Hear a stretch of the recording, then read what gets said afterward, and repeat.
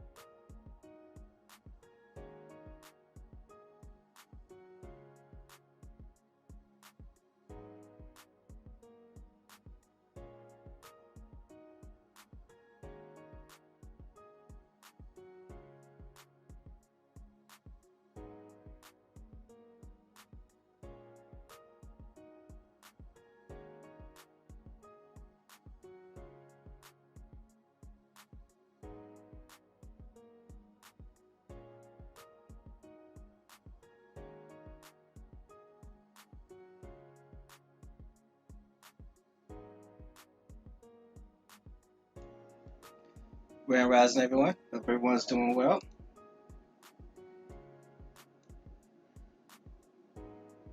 Let me know if y'all can hear me well. See some ones in the chats if you are able to hear me over the music. Or if I need to turn the music down. No Sellout and Bones will be joining us shortly. Hopefully, we'll be having James Flame, aka The Division, aka Choctaw Jimmy, join us later as well. I know we'll be having Carrie Bay possibly join us later, so it's gonna be a good day. So let me start greeting everyone that's in the chat. Hopefully everyone's had a great rising thus far. Grand Rising David Corey, Grand Rising New Division, Grand Rising LJ Free, Grand Rising Mark Walton, Grand Rising Antonio, Grand Rising Copper Color Queen, and Grand Rising anyone else that I have missed. And Antonio says, yo, should we segment this morning show to address current events for like 30 minutes every day possible? I mean, I'm sure that's something we could take a look at, especially if it is relevant to the American Indian community and what we're trying to accomplish. Yeah, I don't see why that would be a problem. We'll have to address that in our pre and post production meeting, but that's a great idea, Antonio. He goes on to say, like, for instance, touch on the fact that all black people are descendants of Africans. Excuse me, hypothetically claim reparations, you're actually separating yourself from your actual heritage. Well, Antonio, here's the thing. Our goal here, like many other channels' goal, is to basically expose individuals to the fact that they could potentially be uh, American Indian or autochthonous or indigenous. There have been people that have done the genealogy to find out they actually have African in their family. And one of the things that we don't want to do is tell somebody what they are or what they're not. Um, is it possible to, you know, reach out to more individuals and let them know that it's possible that they have Indian in their family? Yeah. We start that by reaching out to the individuals in our community first, because those are individuals that we have the most influence over. But your point is very valid, and we will definitely take a look at that, because there are individuals in all of our communities who are not aware that they have American Indian in their family, and they didn't come from slave ships. You said I'm breaking up. Uh-oh. Hold on.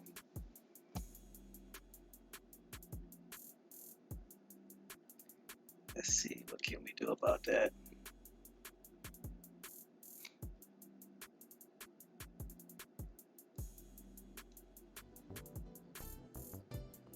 You say I sound far away? Hmm.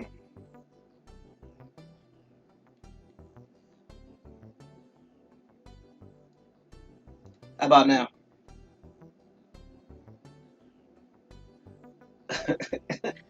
Yeah, if I put the mic in my mouth, it's gonna be very difficult for me to talk. My accent already gets in the way sometimes. So hopefully that sounds a little bit better.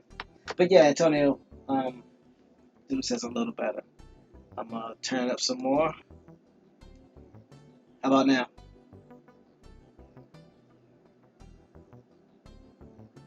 Um, but Antonio, you brought up a great point.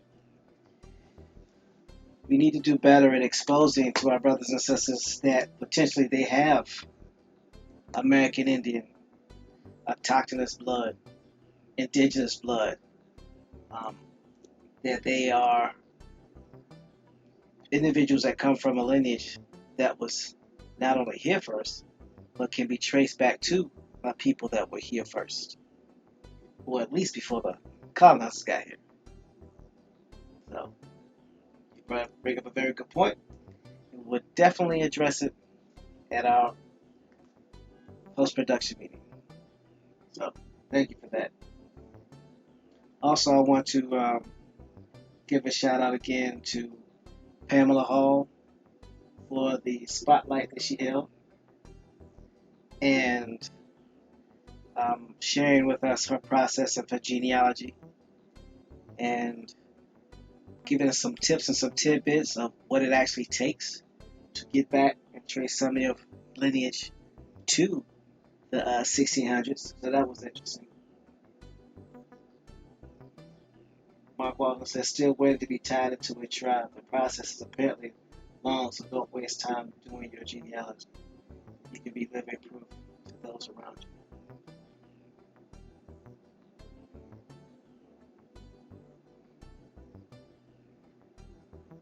I'm not sure I understand what you're saying, Mark. Um, Maybe I misread it. Yeah, doing your genealogy, family tree, if you will, is one of the best ways to tie yourself to the land so that you can be living proof, like you said, and also be a great example. That was the reason why I was giving Pamela Hall a shout out for the work that she has done. and tying into the Pamunkey and Powhatan tribes up in the Richmond, Virginia area. Um, so let's see. One of the things I want to talk about before we get started with the day 3 of the Cherokee American Wars is touching on Atancha's Assembly and our mission statement and our motto. Those who may know or may not know. Um, the gathering of the minds that do the work. That's the etymology of Atancha's Assembly. And our mission is to provide education, culture, social services that reconnect Indigenous Americans back to their tribe. And Atancha's Assembly is a non-profit organization dedicated to raising up Indigenous American voices by using genealogy, also known as family history, which is the study of families and tracing of their lineage and history. Genealogists use oral interviews, historical records, genetic analysis, and other records to obtain information about a family and to demonstrate kinship and pedigrees of its members. So at the end of the day, our goal here at Atancha's Assembly is to help you find your tribe if you do indeed believe or have found or have heard through your oral conversations with your relatives that you have any American Indian in your family. Help you do your genealogy, tie into your tribe, and also, if you so choose, help yourself, your community, and your tribe be self-sufficient. That's what we do. So, hopefully that gives people a better understanding, and understanding about who Atancha's Assembly is and what we do and our purpose. If you have any questions, you can always email us at atanchasassembly@gmail.com, or you can always go to the website at atanchasassembly.com. Grand Rising Ladarian Woods, good to see you here. So, yesterday, Rising, we were, for lack of better terms, hit upside the head with a lot of information. We discovered that some of the Cherokee Nation were actually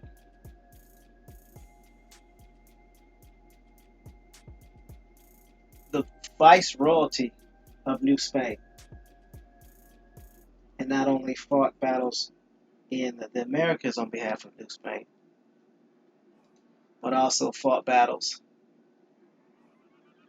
and had dominion in other parts of the world. If you want to get more detail on that, if you weren't able,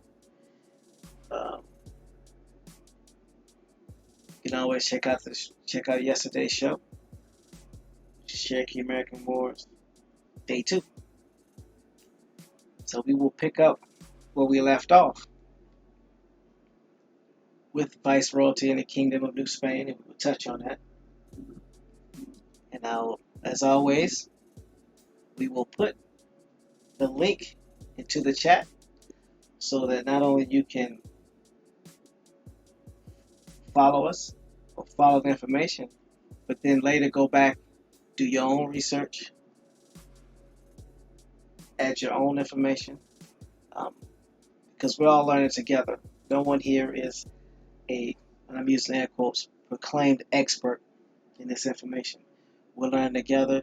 We're just using this platform to expose people to this information, making sure it gets out. And as always, just know that anytime either this platform or any other platform uses a Wikipedia page or any other page, there generally is or are sources located at the bottom. So not only do you have the information, you go dig up and look up the sources, do the research yourself, come back and make corrections or add to anything that we have missed. So I'm ready to get started. If y'all ready to get started.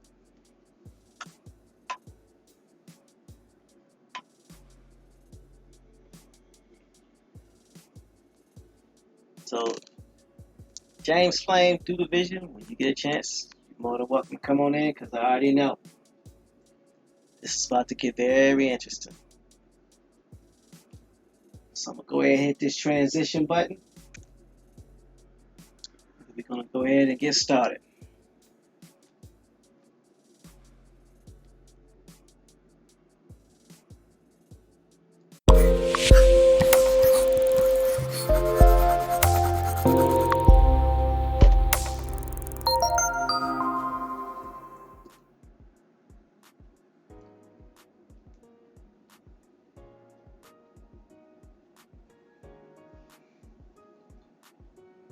Alright, so go ahead and put the link in the chat. And we're going to get this information.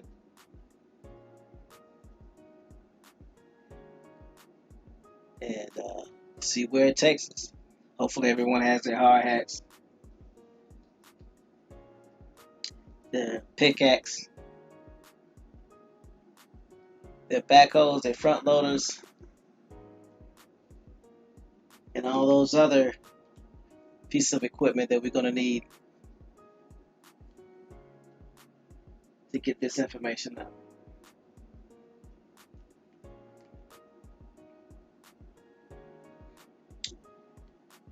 Go ahead and put this link in the chat.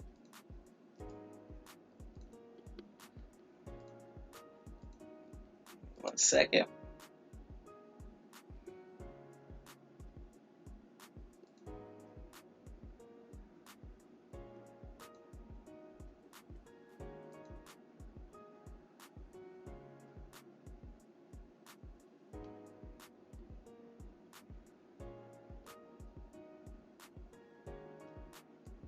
Alright. As soon as it gives me, there we go.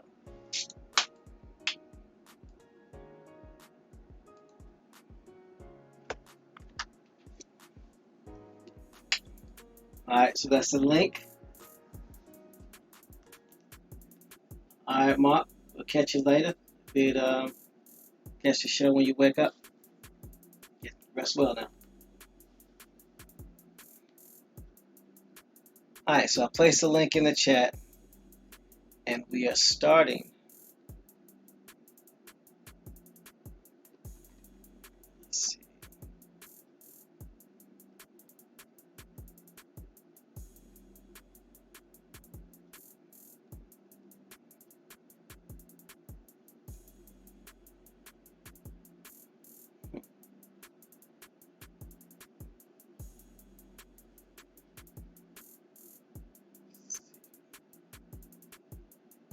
Okay.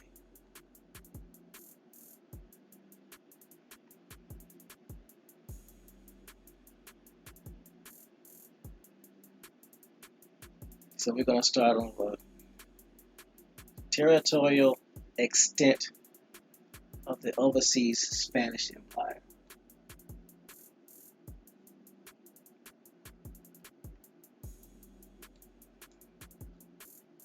And it reads, the Spanish Empire comprised the territories of the North Overseas Septentrion, from North America and the Caribbean to the Philippine, Mariana, and Carolina Islands. At its greatest extent, the Spanish crown claimed on the mainland of the Americas much of North America, south of Canada, that is, all of present-day Mexico and Central America except Panama, most of present-day United States west of the Mississippi. So we basically covered that yesterday. Then it goes on to talk about to the west of the continent, New Spain also included Spanish East Indies, the Philippine Islands, the Mariana Islands, the Caroline Islands, parts of Taiwan, and parts of Moluccas. To the east of the continent, it included the Spanish West Indies, Cuba Hispaniola, comprising the modern states of Haiti and the Dominican Republic, Puerto Rico, Jamaica, and Cayman Islands, Trinidad, and the Bay Islands.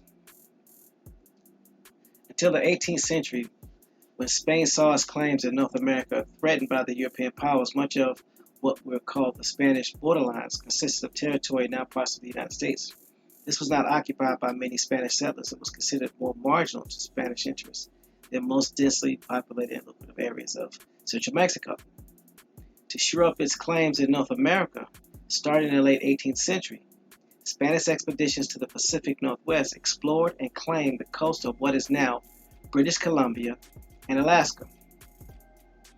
On the mainland, the administrative units included Las Californias, that is, the Baja California Peninsula, still part of Mexico, and divided it into Baja California Sur, Alta California, present-day Arizona, California, Nevada, Utah, western Colorado, and western Wyoming. That was from the 1760s. Louisiana, including the western Mississippi River Basin and the Missouri River Basin. Nueva Extremadura, the present-day states of Coahuila and Texas, and Santa Fe de Nuevo Mexico, parts of Texas and New Mexico. So this was pretty much the territory that New Spain had claimed well into the 1800s. And apparently, the Cherokee were instrumental in enforcing, if you will, being the strong or the heavies. Just a thought.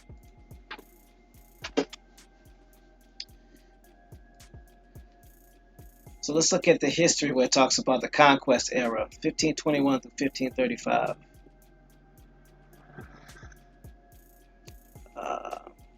Talked about this yesterday, dealing with how they introduced the Catholic Church and the Catholic monarchs and used the Catholic Church as an arm of power, and they were more instrumental in keeping things and people in line than one once thought or led to believe.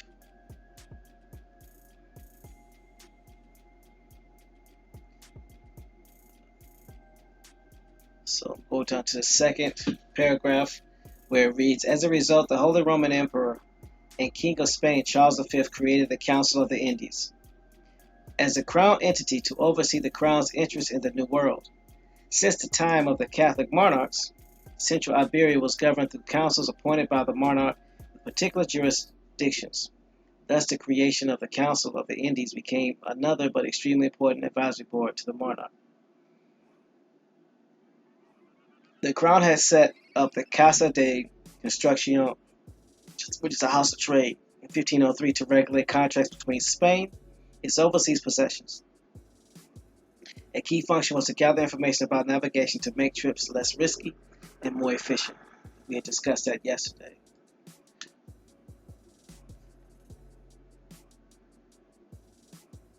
Then it goes on to read that they were accompanied by maps of areas discussed, many of which were drawn by indigenous artists.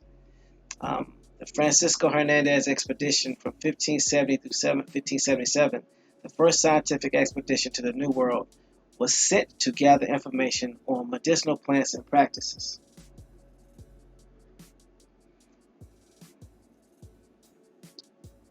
Grand Rising Golden Moon, So let's look at this Francisco Hernandez expedition, shall we? Time to get those hard hats ready.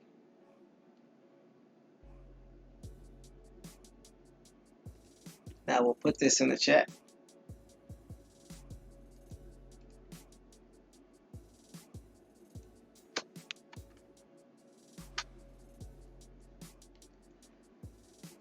the Francisco Hernandez expedition 1570 through 1577 reads, Francisco Hernandez expedition is considered to be the first scientific expedition to the New World led by Francisco Hernandez de Toledano, a naturalist and physician of the court of King Philip II, who was highly regarded in Spain because of his works on herbal medicine.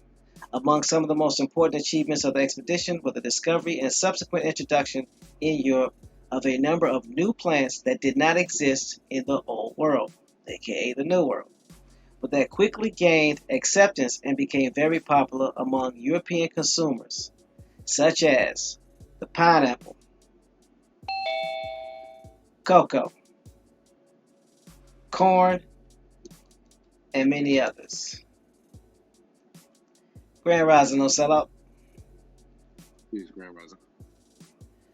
So I'm going over the Francisco Hernandez expedition, which was basically commissioned by New Spain. And Doodle Vision says, so I was reading some of the herbs and plants that they brought back that had never been seen before in Europe, which they classify the Old World, which is the New World. And so I mentioned pineapple, cocoa, corn, and James is putting in marijuana, yapan, cocaine, sugar. So now I'm on the expedition part. In 1570, Hernandez was appointed archiator physician of the New World and commended by the king to embark on a scientific expedition to study the region's medical plants. Hernandez set sail for the New World in August 1571, taking along his son, and landed in February 1572 in Veracruz. For 3 years, he toured Mexico and Central America together with geographers, painters, botanists, and native doctors, collecting and classifying botanical specimens. He also studied the culture and medical achievements of the native Nahua peoples, taking notes and preparing numerous illustrations, assisted by 3 indigenous painters who had been baptized as Atan Baltazar, Elias, and Pedro Vazquez. Among the botanical specimens the expedition discovered were the pineapple, cocoa, known by locals as cacahuitl, corn, guaiacum officinal, Smilex regilii. Oh my gosh, these words are more difficult than the tribal names. Strychnos duvomica, known by the locals as Muato Guatapatli, sweet gradalia, passion fruit, and several plants with hallucinogenic properties used in rituals such as peyote, magui, datura, or the devil's weed. So they came across some hallucinogens. From March 1574 until his return to Spain in 1577, Hernandez lived in Mexico, where he carried out medical tests using the plants he had gathered and put together a large botanical collection and studied local medical practices and archaeological sites. Grand Rising, Pamela Hall.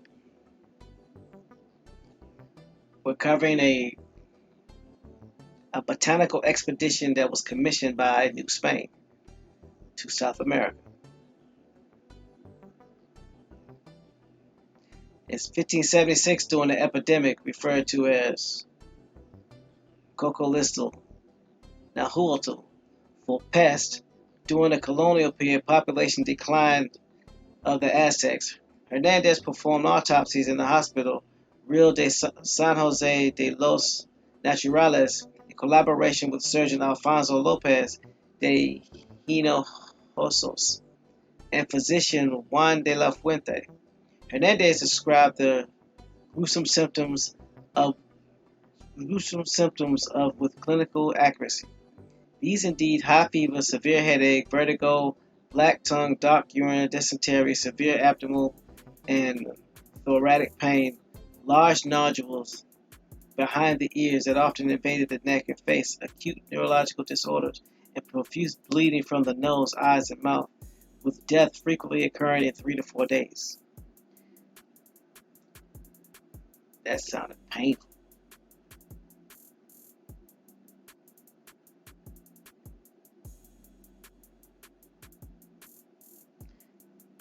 Thanks, Free. Appreciate that. The update. Yeah, the link that I'm reading from is in the chat. So whatever this disease was had some really bad symptoms.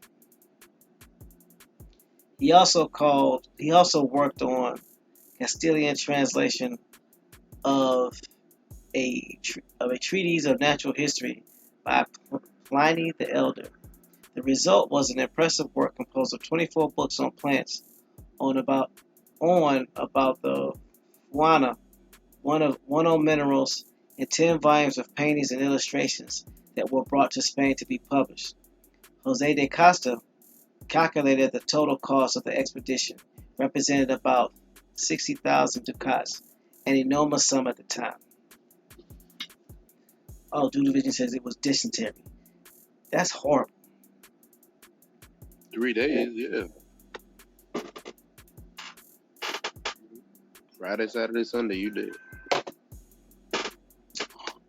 Leave so horrible weekend, huh? Yeah, literally, yeah. Your week would end. Yeah, especially if we thought it was a 3-day weekend. Don't do that.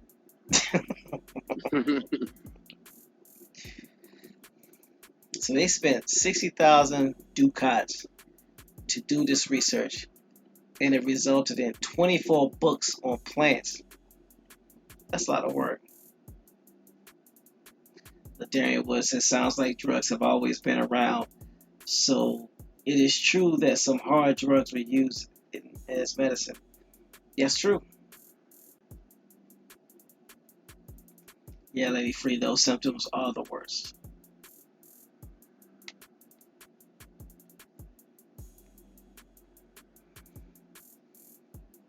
So let's look at the publication. So he went back and published this information. Hernandez returned to Spain in 1577, carrying with him a large number of seeds and live plants. He prepared a brief introduction that was printed, but died before he could see his completed work published. All the materials have been preserved at the Royal Monastery of San Lorenzo del Escorial, where a large part of his original manuscript was lost in a fire almost a century later. Because Hernandez's work included numerous descriptions of unknown plants and names that appeared incomprehensible, King Philip II appointed Nardo Antonio Ricci, Archdator, physician of Naples, to prepare a compilation of the text for publication. Ricci grouped all descriptions of plants into 8 groups according to their common morphology, and differentiated those plants that were believed to be useful to cure what was then known as in Spain as the French disease that had infected millions in Europe. However, after Ricci died, his work remained unpublished and was ultimately purchased by Federico Angelo Ceci, an Italian scientist, naturalist, and founder of the Accademia dei Lincei.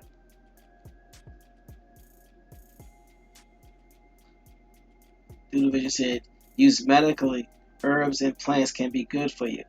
When you overindulge, it becomes a problem. That's a fact, dude. The compilation was finally published in Mexico in 1615. And that was like almost 20-some years after the fact.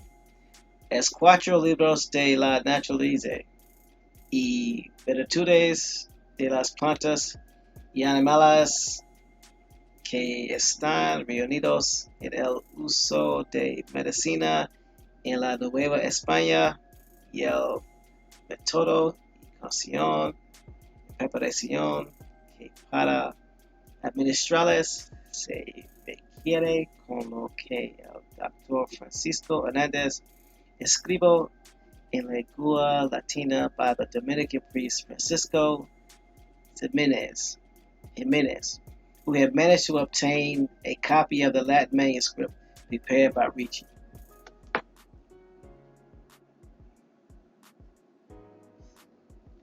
That's a long title for a manuscript, I'm sorry. That's just my personal opinion. So Federico Sisi published a heavily redacted compendium of Ricci's Latin version in Rome in 1628 titled Rerum Medicarum Novae Hispania Thesaurus, with notes and additions by John Schreck, Fabio Colonna, John Schmidt, and Sisi himself. After Sisi's death, another edition was published in 1648 by Johannes Schreck and Fabio Colonna as Nova Planetarium Animalia et Venerilium Mexicanorum Historia a Francisco Hernandez in Indis Prium Capillata de Indi a Nodo Antonio Rico in Volume Digesta. Really? It's a lot. Another compilation by physician Casimiro Gomez Ortega based on additional material found in Colegio Imperial. I'm not reading that. Yes, I am. Colegio Imperial de los Jesuitas de Madrid was published in 1790 under the name Francisci Hernandi Medici Antique Historic Filit II Hispan et Indar Regis et Totios Nubi Orbis Agitati Opera con edita tum medita ad autobiography fidem et Jusurigo grief. The finding of the material greatly helped convince King Charles III of Spain to authorize a major botanical expedition that was to be known as the Royal Botanical Expedition to Spain, led by Martin Sesi y la Costa. So it took all those books. Yes, Doodle Vision, I need the services of your translator.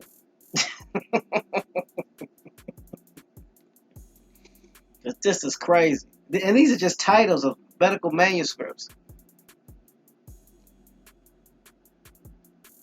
It says his works were translated by English in 2000 under the title Mexican Treasury, the writings of Dr. Francisco Hernandez, accompanied by Searching for the Secrets of Nature, the life and works of Dr. Francisco Hernandez, that contains information about the life and works of Hernandez.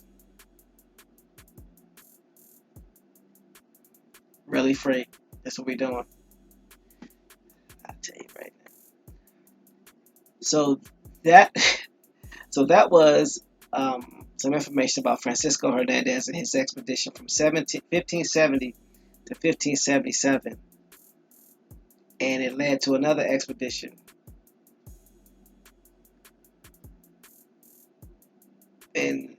basically back in 1650s, 1660s. So you're talking about almost 100 years later. So now we'll go back to the Viceroyalty of New Spain.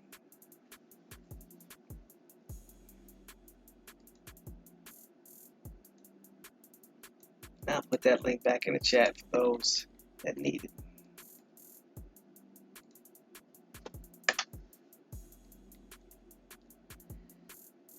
Alright, so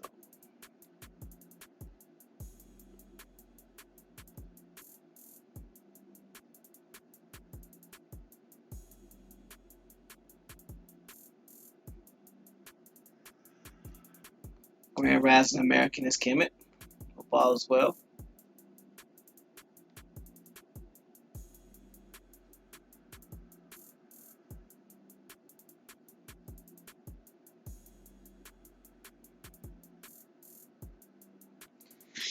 pick up where I left off.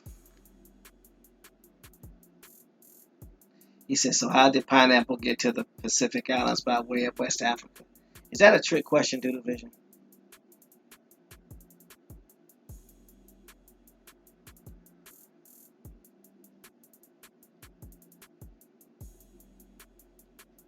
I'm trying to figure out where I left off. Oh, there it is. So I'm on the last paragraph under history. It says the Crown created the first mainland high court of Audiencia in 1527 to regain control of the administration of New Spain from Cortes, who was the premier conqueror of the Aztec Empire. It was ruling in the name of the king, but without crown oversight or control. An earlier Audiencia had been established in Santo Domingo in 1526 to deal with the Caribbean settlements.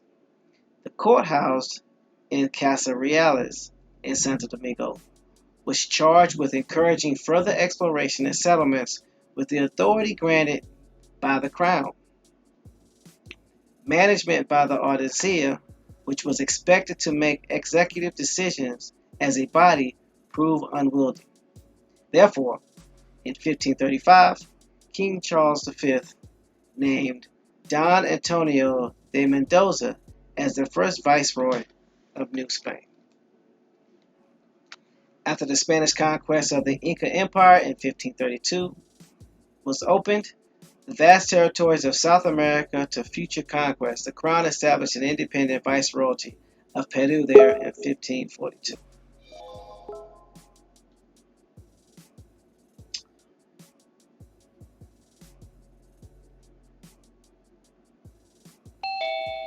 So you have the first viceroy of New Spain in 1535 by the name of Don Antonio de Mendoza, and then the Crown established an independent viceroyalty of Peru in 1542.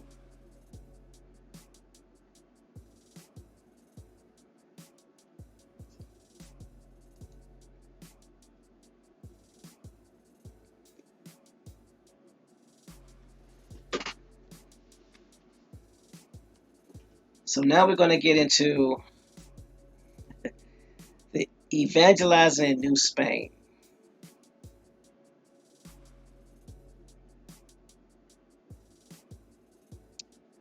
So hopefully y'all ready.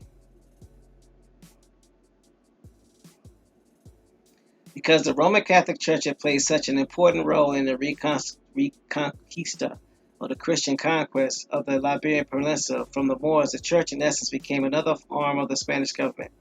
The Spanish crown granted a large role in the administration of the state, and this practice became even more pronounced in the New World, where prelates often assumed the role of government officials. In addition to the church's explicit political role, the Catholic faith became the central part of the Spanish identity after the conquest of the last Muslim kingdom in the peninsula, the Emirate of Granada, and the expulsion of all Jews who did not convert to Christianity. The conquistadors brought with them many missionaries to promulgate the Catholic religion. Americans were taught the Roman Catholic religion in the language of Spain. Initially, the missionaries hoped to create a large body of American priests, but this did not come to be. And this talked about how a lot of the priests end up keeping some of the traditions, and they end up having to have another set of clergy to correct that oversight to everybody became more Catholicized, if that's a better way to put it. It says the first conversion seemed to be happening rapidly. The missionaries soon found that most of the natives had simply adopted the God of the heavens, and they called the Christian God as just another one of their many gods. While they often held the Christian God to be an important deity because it was the God of victorious conquerors, they did not see the need to abandon their old beliefs. As a result, the second wave of missionaries began an effort to completely erase the old beliefs, which they associated with the ritualized human sacrifice, found in many other native religions. Eventually putting an end to this practice kind of before the arrival of the Spaniards. In the process, many artifacts of the pre-Columbian Mesoamerican culture were destroyed. Hundreds of thousands of native codex were burned, native priests and teachers were persecuted, and the temples and the statues of old gods were torn down. Even some food associated with the native religions, like amaranth, were forbidden. Many clerics, such as Bartolome de las Casas, also tried to protect the natives from de facto and actual enslavement to the settlers and obtained from the crown decrees a promise to protect native Mesoamericans, most notably the new laws. Unfortunately, the royal government was too far away to fully enforce them, and many abuses against the natives, even among the clergy, continued. Eventually, the crown declared the natives to be legal minors and placed under the guardianship of the crown, which was responsible for their indoctrination. It was this status that barred the native population from the priesthood. During the following centuries under Spanish rule, the new culture developed a combination of customs and traditions of the indigenous peoples with that of Catholic Spain. Numerous churches and other buildings were constructed by native labor in the Spanish style, and cities were named after various saints or religious topics such as St. Louis Potosi, after St. Luis, and Veracruz, the True Cross. The Spanish Inquisition and the new Spanish counterpart, the Mexican Inquisition, continued to operate, and the viceroyalty under Mexico declared its independence. During the 17th and 18th centuries, the Inquisition worked with the vice-regal government to block the diffusion of liberal ideas during the Enlightenment, as well as the revolutionary Republican and democratic ideas of the United States War of Independence and the French Revolution. Doodle Vision says the ancient teachings were hidden in the tunnels and the forests. I'm sure you will clarify that soon. So then we go on to the establishment of Spanish cities in early 16th century. Even before the establishment of Viceroyalty of New Spain, conquerors in central Mexico found new Spanish cities and embarked on further conquests, a pattern that had been established in the Caribbean. In central Mexico, an Aztec capital, the Tenochtitlan, was transformed into the main settlement of the territory. Thus, the history of Mexico City is of huge importance of the whole colonial enterprise. Spaniards founded new settlements in Pueblo de Los Angeles, founded in 1531, at the midway point between Mexico City, founded in 1521 to 24, and the Caribbean port of Veracruz, 1519. Colima, 1524, Antequera, 1526, now Osaka City, and Guadalajara, 1532, were all Spanish settlements. North of Mexico City, the city of Querétaro was found circa 1531 in what was called Bajío, a major zone of commercial agriculture. Guadalajara was founded northwest of Mexico City, 1531 to 42, and became the dominant Spanish settlement in the region. West Mexico City, the settlement of Valladolid, which is Michoacan, was founded in 1529 to 41. In the densely indigenous south, as noted, Antequera in 1526, and became the center of Spanish settlement in Oaxaca, Santiago de Guatemala, and that was founded in 1524, and the Yucatan Merida in 1542 was founded inland, with Capiche founded as a small Caribbean port in 1541. There was sea trade between Capiche and Veracruz during the first 20 years before the establishment of viceroyalty. Some of the important cities of the colonial era that remain important today were founded. The discovery of silver in Zacatecas in the far north was a transformative event.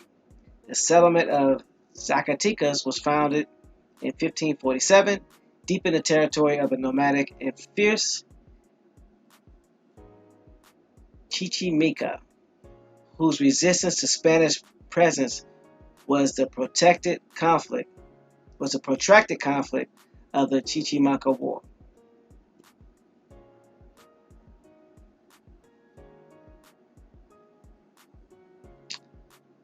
All right. So I'm going into the later expansions. So during the 16th century, many Spanish cities were established in North and Central America. Spain attempted to establish missions in what is now the southern United States, including Georgia and South Carolina, between 1568 and 1587. These efforts were mainly successful in the region of present-day Florida, where the city of St. Augustine was founded in 1565, the oldest European city in the United States. Upon his arrival, Viceroy Don Antonio de Mendoza vigorously took to the duties entrusted to him by the king and encouraged the exploration of Spain's new mainland territories. He commissioned the expeditions of Francisco Vasquez de Coronado into the present-day American Southwest. In 1540 and 1542, the Viceroy commissioned Juan Rodriguez, say that 3 times fast, Cabrillo, in the first Spanish exploration up the Pacific Ocean. Grand Rising Macedon 1. In 1542 through 1543, Cabrillo sailed far up the coast, becoming the first European to see present-day California, United States. The Viceroy also sent Ruy Lopez de Villalobos to the Spanish East Indies. In 1542 through 1543, as these new territories became controlled, they were brought under the purview of the Viceroy of New Spain. Spanish settlers expanded to Nuevo Mexico, and major settlement of Santa Fe was founded in 1610. So from what I'm seeing,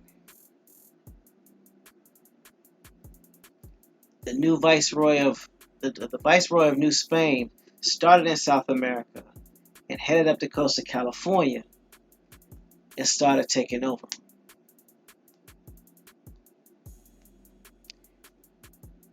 And this was done by 1610. The establishment of religious missions and military presidios on the northern frontier became the nucleus of the Spanish settlement and the founding of Spanish towns, which has us understanding more clearly why there are a lot of Spanish towns in California and out west, or Spanish names still existing. Excuse me.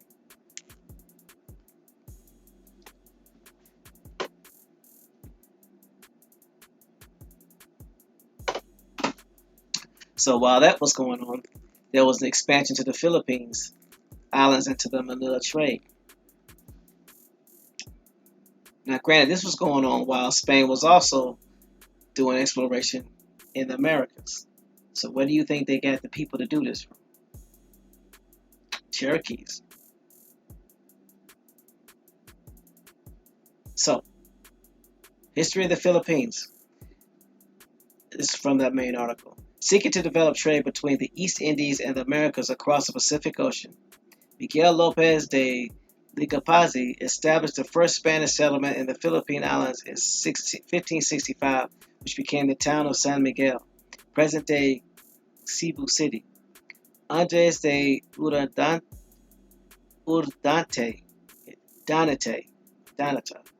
discovered an efficient selling route from the Philippine Islands to Mexico, which took advantage of the Kuroshio Current.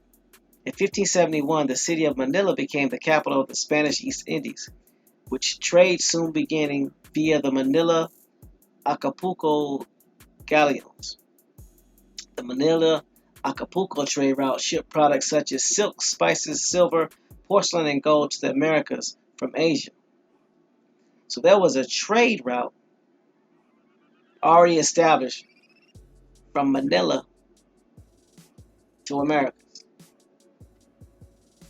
New works indicate the interest is increasing. The importance of Philippines to the Spanish Empire can be seen by its creation as a separate captaincy general.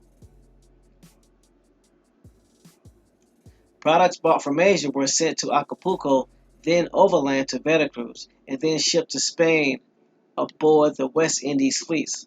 Later, they were traded across Europe.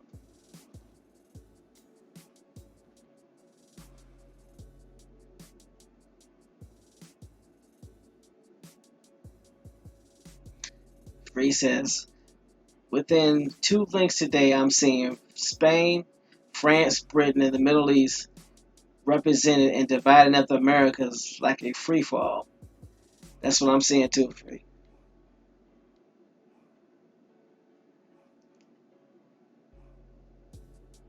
So now they're going to talk about their Spanish defense against attacks on shipping. The Spanish crown created a system of convoys of ships called the flota to prevent attacks by European privateers. Some isolated attacks on these shipments took place in the Gulf of Mexico and Caribbean Sea by English and Dutch pirates and privateers. One such act of piracy was led by Francis Drake in 1586 and another by Thomas Cavendish in 1587.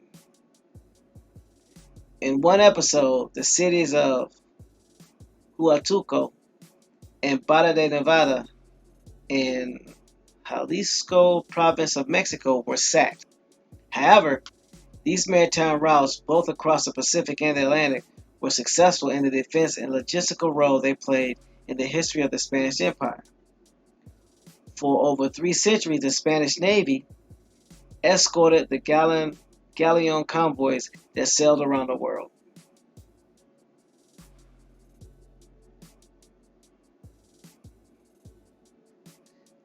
Y'all going in. Doodle Vision said they sliced the Americans up like a birthday cake. And Free says a bunch of warring fractions decided to divide up the Americas, but had strategically politically relations with each other, so they used, abused, and moved the indigenous people of the land and at their whim and leisure. Yep, those wooden shoe Dutch. O'Cliff Tiff says, makes me wonder if the name Texana is Spanish.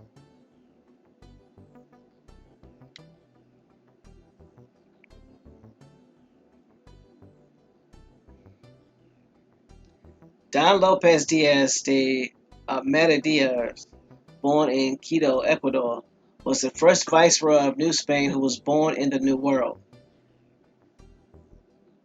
He formed the Navy of Barlovento, based in Veracruz, to patrol coastal regions and protect the harbors, port towns, and trade ships from pirates and privateers.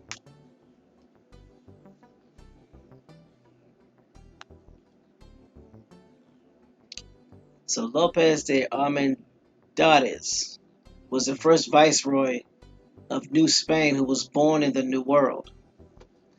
So let's look up him and see what his story is.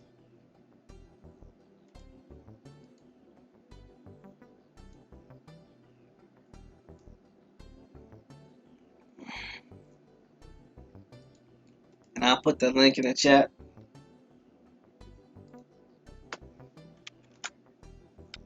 Again, this gentleman was the first viceroy born in the New World.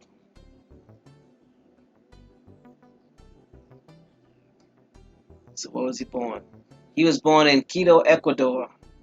It's 1575. And he died in Madrid, Spain in 1639.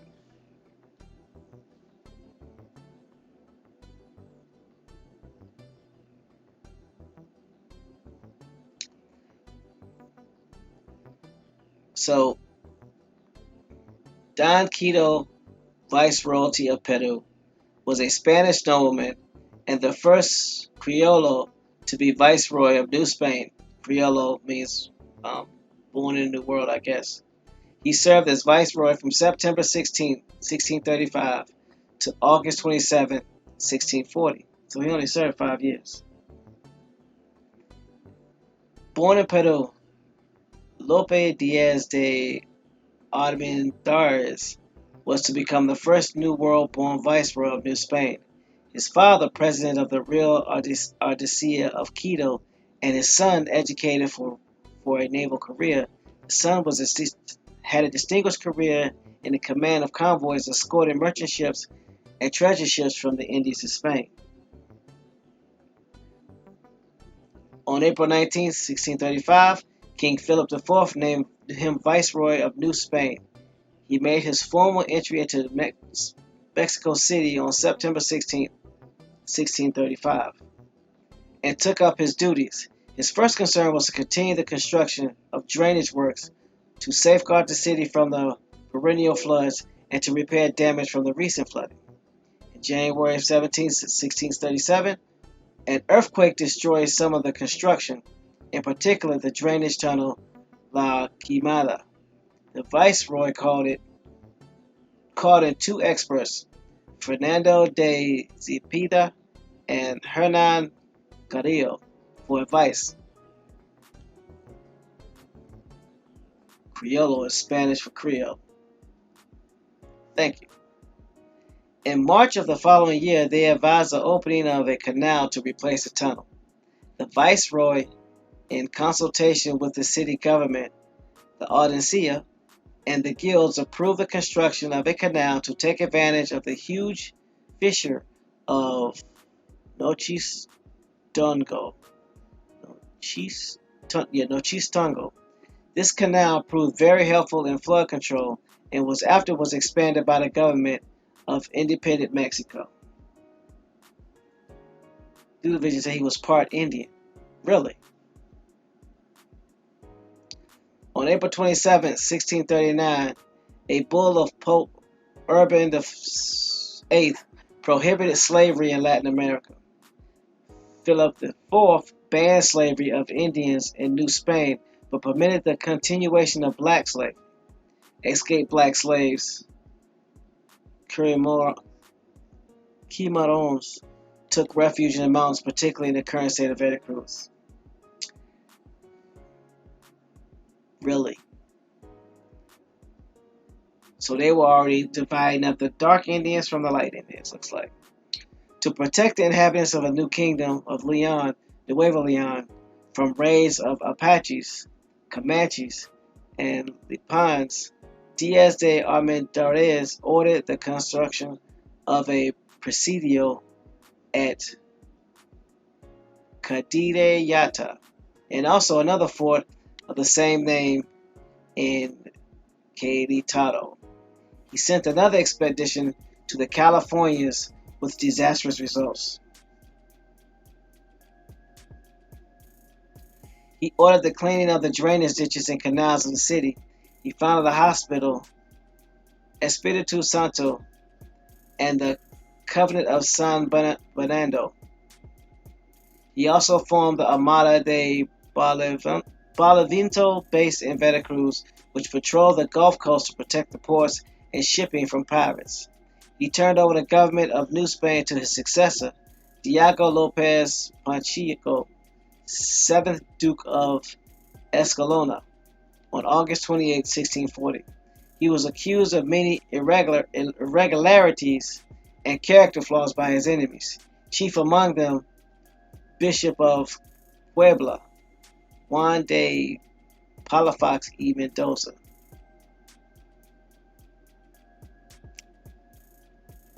And then there are a lot of references here at the bottom that you can do your research on.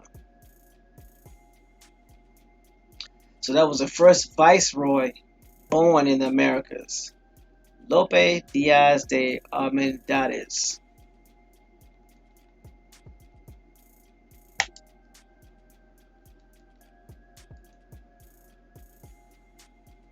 No, Salah, anything you want to say about that? Minus a critique on my pronunciations? Just joking. I was literally going to say I just learned Spanish. Say again.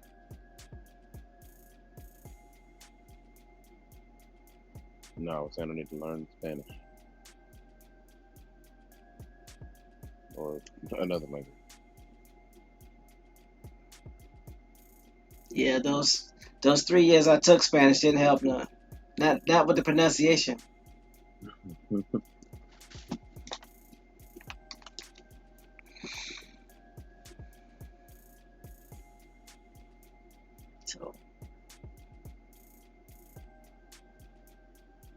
So there were internal revolts in New Spain. So,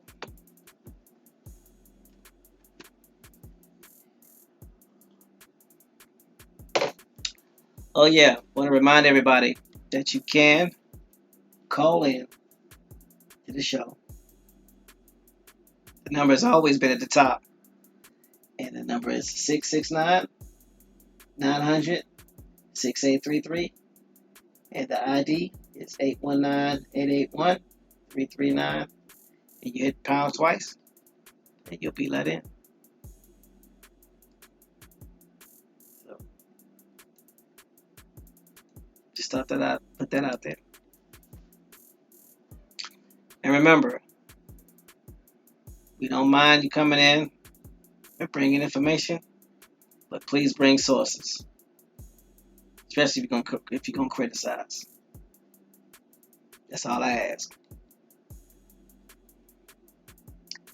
With that being said, I'm going to move on and talk about the internal revolts in Spain.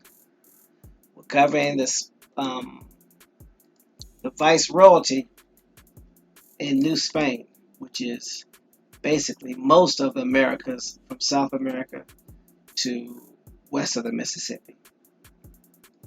I'm putting this back in the chat so you can look at it and help us if you can, or follow along if you will.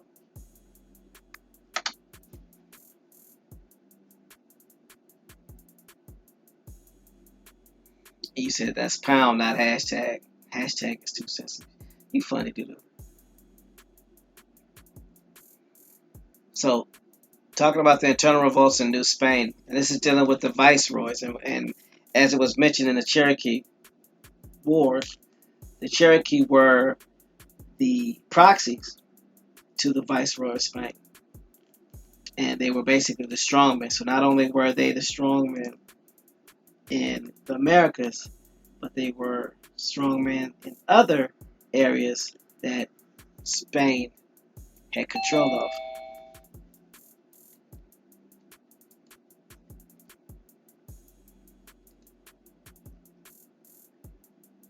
Grand Rising Bones, hope all is well. Grand Rising, peace, peace. So yeah, we learned a lot about Spain today and their territorial dominance. And it looks like they controlled everything west of the Mississippi all the way down to South America and many other parts of the world.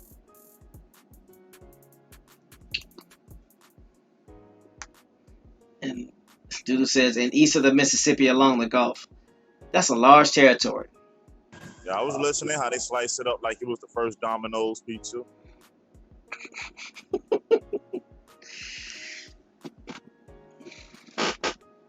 LJ Free says, Veracruz means true cross. Considering Quetzalcoatl, does it mean cross or crossing? Maybe both. Crazy how indigenous truth got wrapped into what we see today. That's true. Doodle Vision says, Veracruz is known as the throne of Quetzalcoatl. But we got to remember, they showed us how they did it. And we mentioned it before about that little drill that they did with us back in elementary school, primary school, where they put everybody in a circle. They start with a story, and by the time the story get back to you, it be so embellished and changed. Now add 200, 300, 400 years to that. What you think you're going to end up with? Whole bunch of misinformation and confusion. Yep.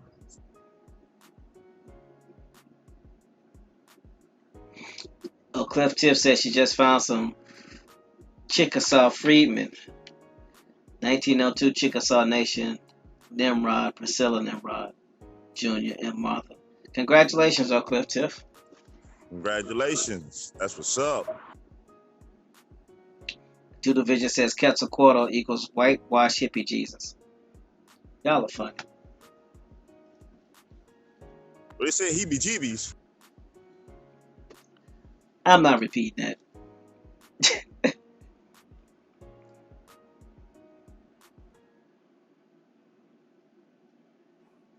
Antonio says that's my concern with indigenous history. Well, there's a difference between indigenous history and indigenous history taught by Europeans. Because prior to popular belief, and this is popular belief that's perpetrated by our own people, we had more than just oral records. We had lots of written records. We not only wrote in caves and rocks, but we also wrote on different types of different forms of paper because we had our own constitutions. We just weren't people that just talked. We were civilizations that taught.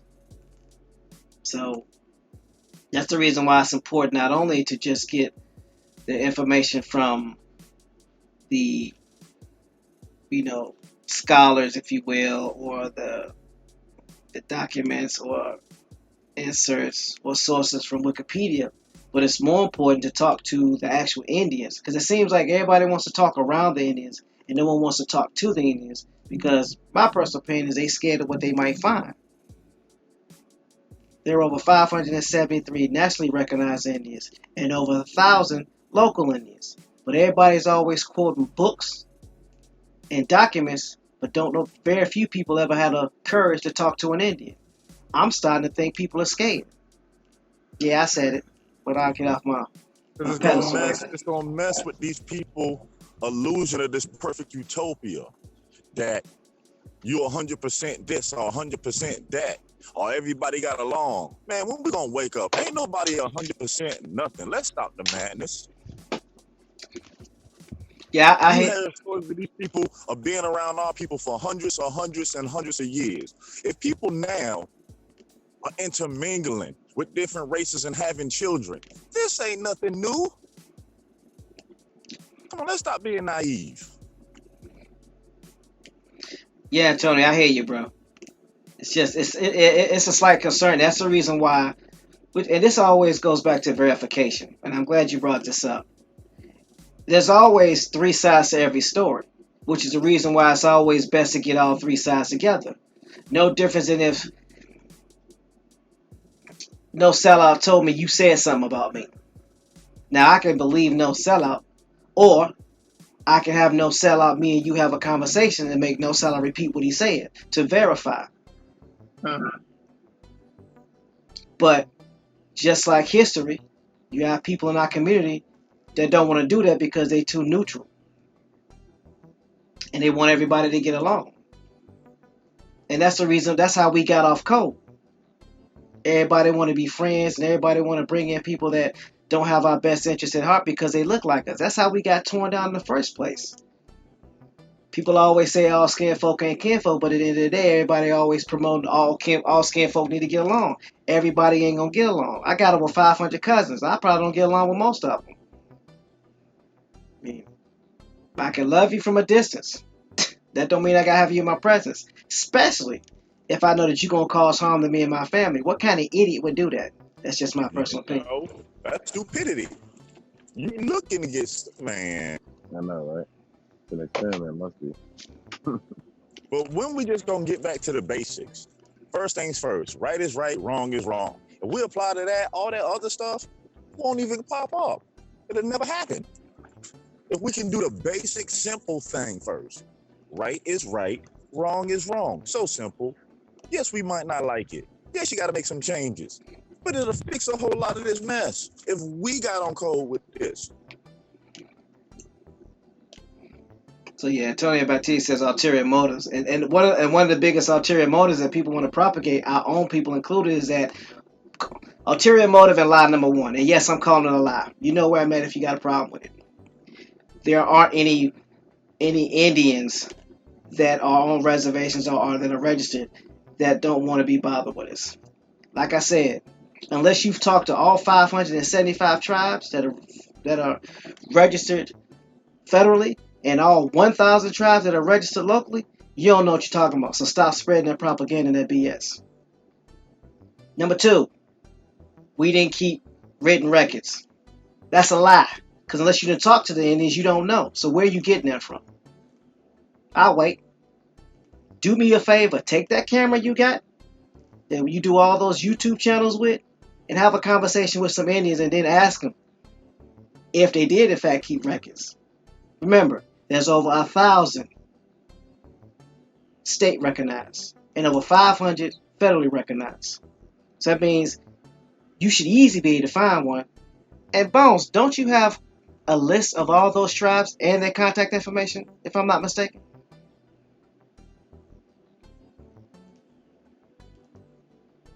If you go to the website, you'll find it. So this is all I got to say. If you're not reaching out or even looking for tribes that look like you, stop speaking on behalf of tribes until you've actually talked to some. I say that again. Until you've actually talked to some tribes out there that look like you, stop speaking on behalf of tribes. Yeah, let's stop the claiming. Let's stop the misrepresentation. Because something don't fit our narrative, we speak out against it. Because we want to do our own thing. We're going to shun the stuff that was here before, but you're showing honor to their ancestors. You don't get your halfway.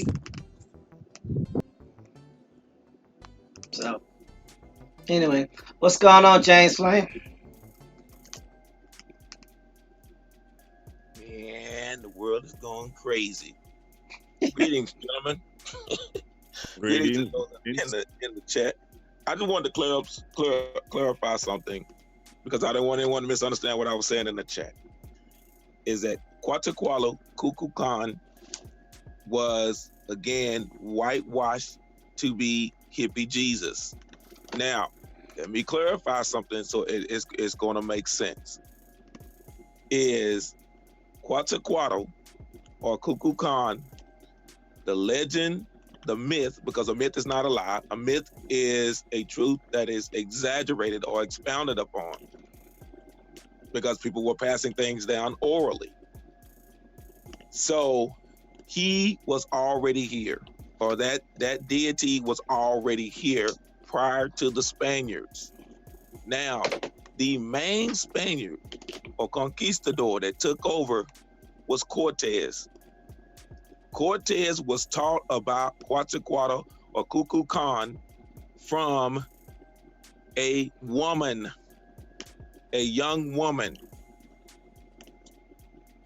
So her name was Malinche, La Malinche, which means the captain's woman. She taught him everything that he needed to know. So when he came into the mainland that we know as the Yucatan, he was able to take over because he was telling their story, and that's why they thought he was Quetzalcoatl, Kukulkan reincarnate, because she taught him the lessons. And you're going to see this all throughout, because we talked about it before about one of the ladies, the Cherokee Nation, that was so-called the queen, the emperor. She was running things. You're going to find the same thing happen here in Texas. I don't know if any of y'all know the song, The Yellow Rose of Texas, and what happened to Santa Ana. You're going to find out that there were Indian women that decided to sell the people out. So we have to get with us first. We got to deal with us first and the things that we've done. But you can look that up. I'm going to put it in the chat. But she gave him the story. They took it, which is why, again, you see so many in Mesoamerica and South America and even in the Pacific Islands that are Catholic, because all of that was called Negro land. And so everyone in Negro land knew about Quetzalcoatl, aka Kukulkan. The cross is the 4 points, which is why the Chickamauga or the Chickamauga that you will find that are called Cherokee with the so-called Confederate flag symbol of the cross. In the middle is Kukulkan, aka Quetzalcoatl, and you will find that that is still Mexica that you will find Mesoamerica. These are the same people. And I'm helping those out that are trying to battle those Pan-Africanists. They came from Mesoamerica. I yield the mic.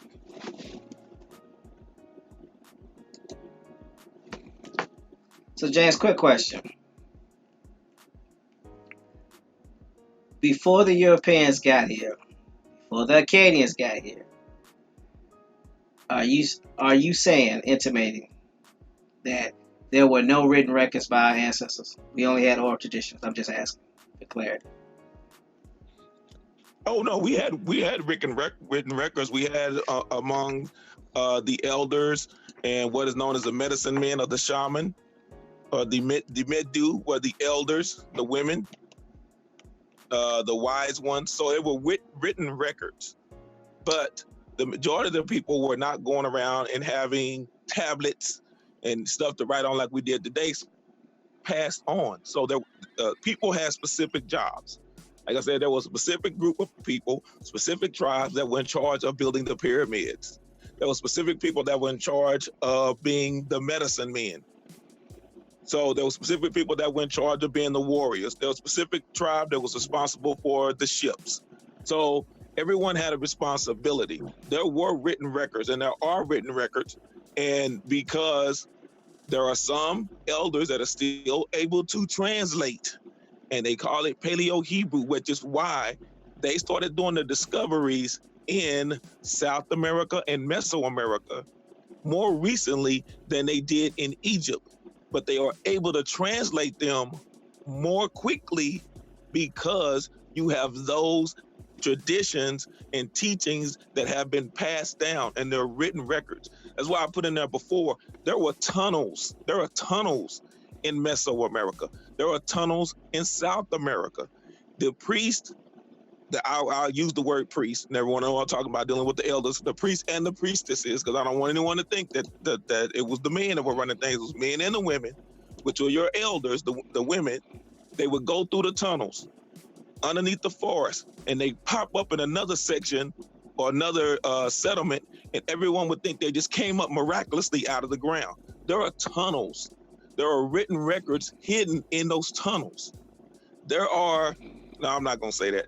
There are places somewhere that I'll share with y'all in the back chat with certain things that are hidden, because if those things are found, then the world will revert back to what it was before. And we don't want that, because we know that there were worldwide cataclysms that took place. But yes, sir, there were written records. So anyone that's saying that there was only oral tradition, it's a lie, and the truth is not in them. It was written records. I yield the mic. You know what's funny to me? I don't know, maybe it's my eyes this morning. When you look at Ku Klux Klan and you separate it, why does it look like Ku Klux Klan? Why does it make me feel like it's something else they flipped on us again? I thought I was about to see. And what's the symbol of the Ku Klux Klan? The cross. Ain't that something? Come on, son. Dang shame. Hidden in plain sight.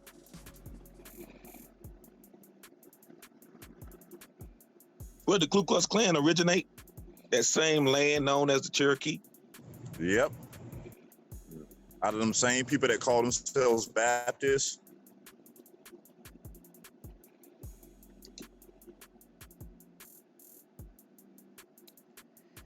Using your Ku Klux Klan symbol of the cross, the X, the 4 cardinal points, dealing with the triangles to make up those 4 points. We better wake up. I yield the mic. And then a lot of our ancestors who thought they were taking on slave names changed their name to X. I'm just saying, hold on. Whoa. You messing them up this morning. You messing them up, Brother Bones. Don't do it. You're going in too deep. We'll pull back. I got the scuba gift for everybody.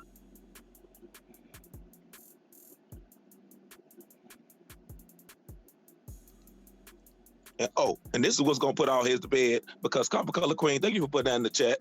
I wasn't gonna say it, but you go ahead and you put it out there. Is the Plum's serpent. Now, what did the so-called Egyptians use to measure and build the pyramids? They used the plumb line. Wonder where they got that from. I say again, you have elders and shaman over here that can translate the writings in the pyramids in Egypt. Why aren't the people talking to them? Why are they going over to Egypt to look at something that they cannot translate, and you have people over here that can translate it? I yield this cotton picking mic.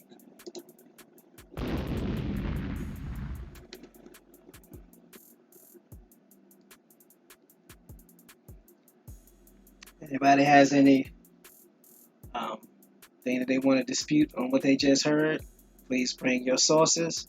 And you can call the number 1-669-900-6833. Meeting ID 819-881-339 pound. Remember, bring your sources. Don't just bring your mouth. Oh, and if you call in, I would also advise that you call your next of kin too, just in case, for emergency reasons. I yield the mic.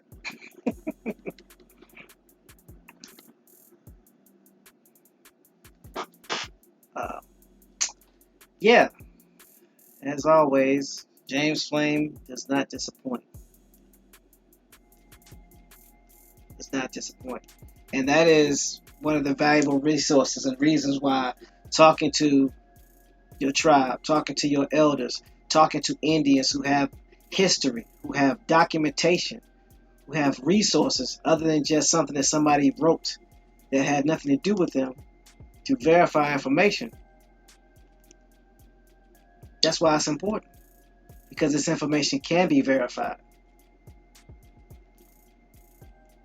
You get both sides of the story, you put them together, that's where the information ties in, opposed to just having some books, reading a book, and then coming up with your own hypothesis or thesis or theory. Pamela Hall says, due to vision, why am I having a problem finding my grandfather in 1850 census when he was born in 1840?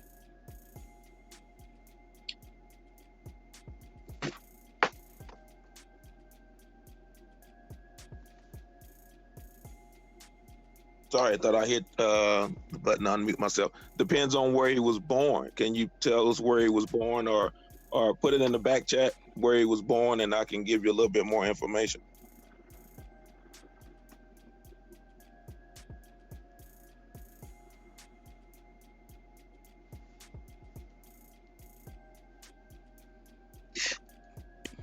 Oh, I see somebody's listening. I'm sorry. I gotta say this. I see somebody's listening because he put something in the back chat, but he won't call in.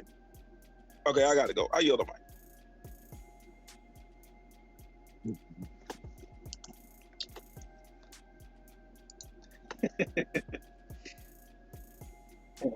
Anyway, so the information that we're going to bring, going to give you the opportunity to always do your research on it. You'll always be able to look it up. You'll always have an opportunity to confirm or debunk with your source. Because if my mentality is, if we bring in sources, the least you can do is bring a source. Don't just bring your mouth, because anybody can talk.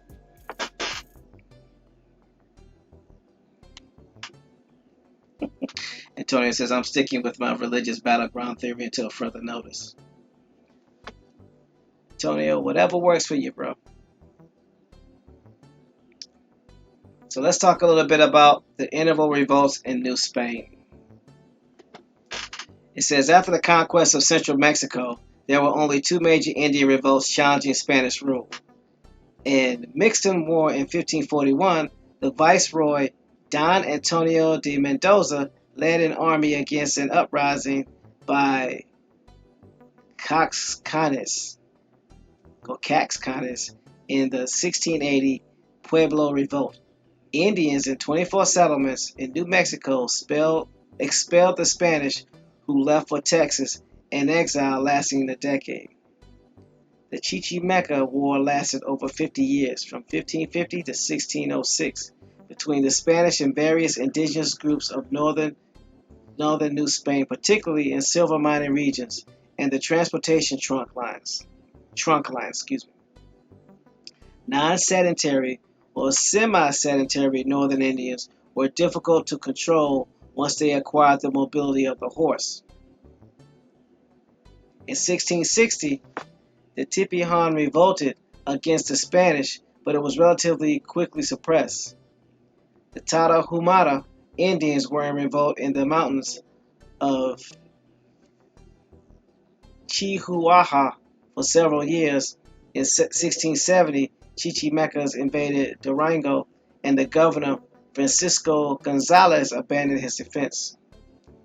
In the southern area of New Spain, the Chetzomaya and other indigenous groups, including the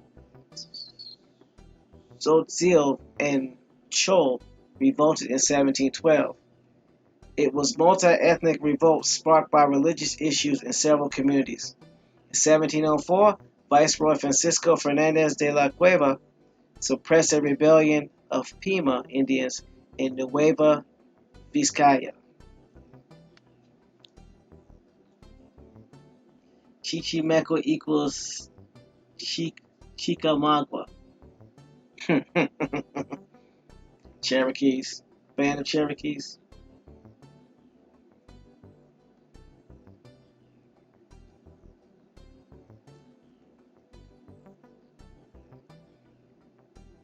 So the Olmecs, the Aztecs, and the Incas did not disappear, they just migrated north.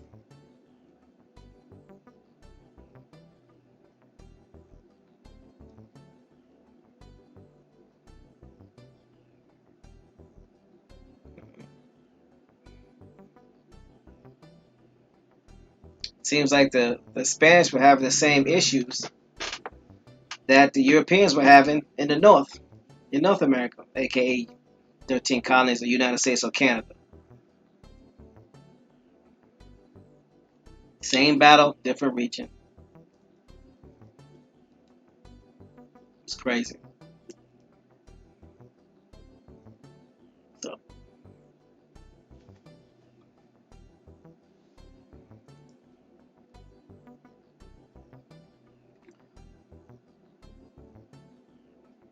But don't forget, they also had what, a 300, 200 year head start over the English. well, yeah, but then again, you got to realize that was the English that they had a 200, 300 year head start on. The Acadians had been dealing with the Indians for over 1,000 years. So Yep, that's the English. And you notice when they write it down, they say the English, but we long them all together. Not realizing they're talking about separate groups of people. now here's a more important question. Being that they were all neighbors, English, the Dutch, Portuguese, when the Spaniards came south and went to South America for additional explorations, could it be because of the information they got from the Acadians? It could have been.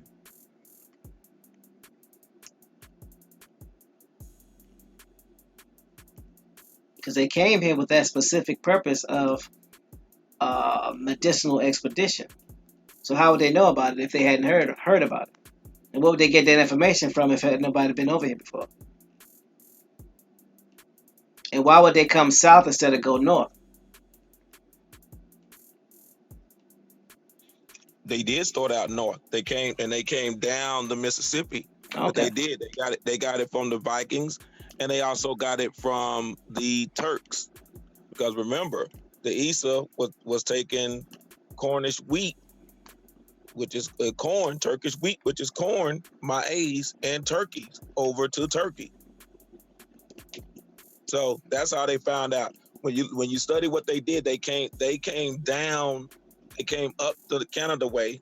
That's the way the Acadians went, the Vikings went, and came down the Mississippi.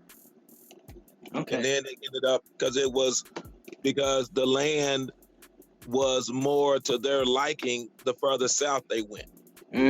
Okay.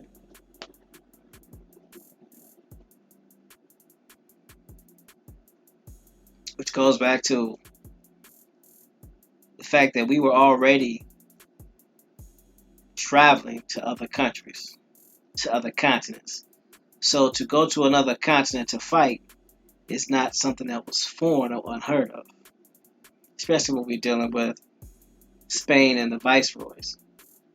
And then how all of a sudden, or maybe not all of a sudden, you have certain leaders of certain tribes being labeled as emperors.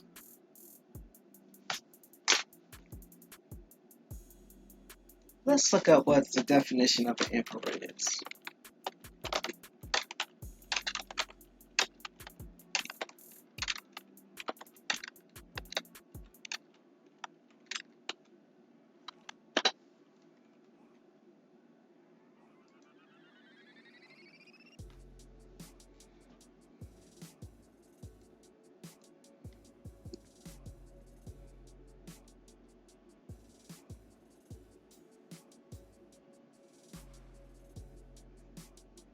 So, emperor is a monarch and usually the sovereign ruler of an empire or another type of imperial realm. Empress, the female equivalent, may indicate emperor's wife, empress consort, mother, empress daughter, or a woman who rules in her own right. Emperors are generally recognized to be of a higher honor and rank than kings. In Europe, the title emperor has been used since the Middle Ages, considered in those times equal or almost equal in dignity to the Pope, due to the latter's position as visible head of the church and spiritual leader. The Catholic part of Western Europe, the Emperor of Japan, is the only currently reigning monarch whose title is translated into English as emperor. Both emperors and kings are monarchs, but emperor and empresses are considered the higher monarchical titles. Inasmuch as there is a strict definition of emperor, it is that an emperor has no relations, implying the superiority of any other ruler, and typically rules over more than one nation. Therefore, a king might be obliged to pay tribute to another ruler. Let me read that again so y'all understand this.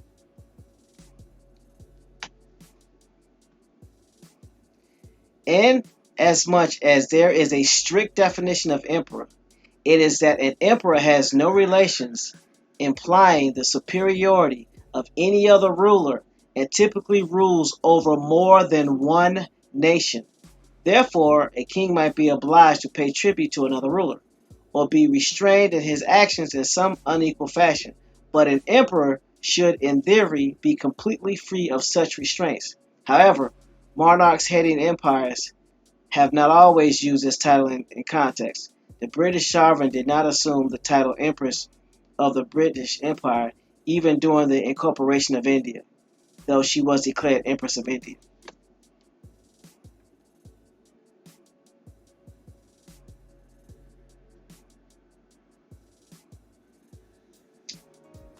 So, what does it mean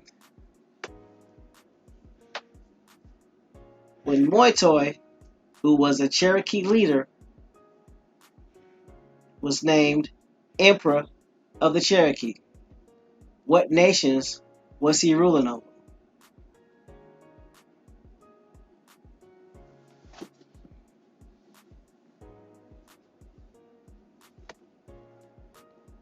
Let's look up the etymology of emperor.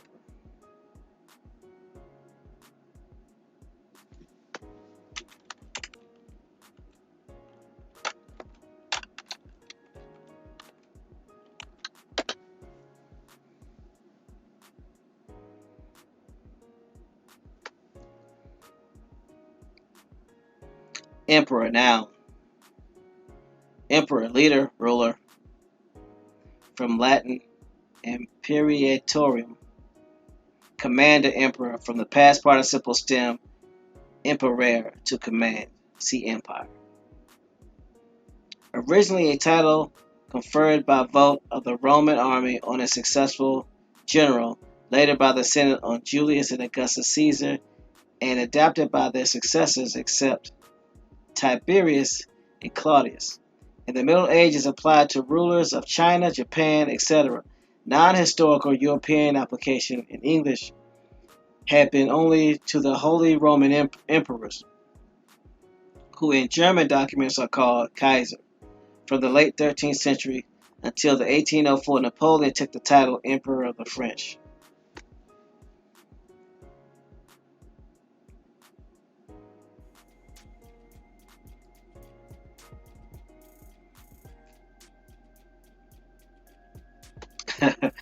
Doodle Vision says Kaiser Permanente.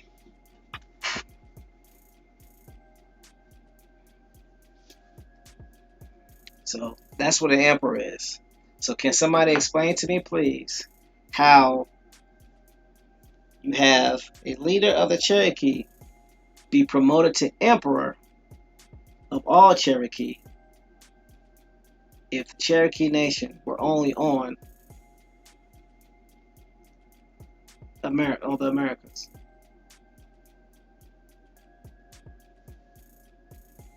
And you keep getting invited over to Europe.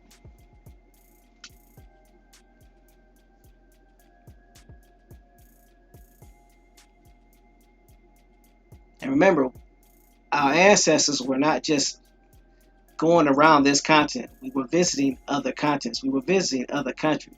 So it's not a far stretch that we were not only visiting, but we also were fighting battles in proxy to not only Spain, but Europe, Great Britain, and France. So we weren't just here, we were everywhere.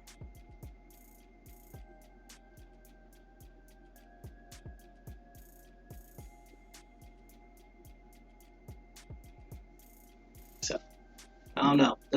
Those are my thoughts anyway.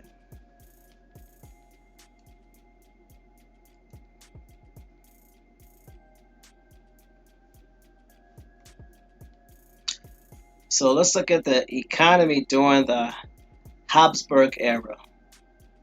And this is an article taken from the Economic History of Mexico. During the era of the conquest, in order to pay off the debts incurred by the conquistadors and their companies, the new Spanish governors awarded their men grants of native tribute and labor known as encomiendas. In New Spain, these grants were modeled after the tribute and corvée labor that the Mexican rulers had demanded from native communities. This system came to signify the oppression and exploitation of natives. Although its originators may not have set out with such intent, in short order, the upper echelons of patrons and priests in society lived off the work of the lower class. Why does patron sound like Patreon? Anyway, due to some horrifying instances of abuse against the indigenous peoples, Bishop Bartolome de las Casas suggested bringing black slaves to replace them. Fray Bartolome later repented when he saw the even worse treatment given to the black slaves. How much y'all want to bet these were the darker Indians?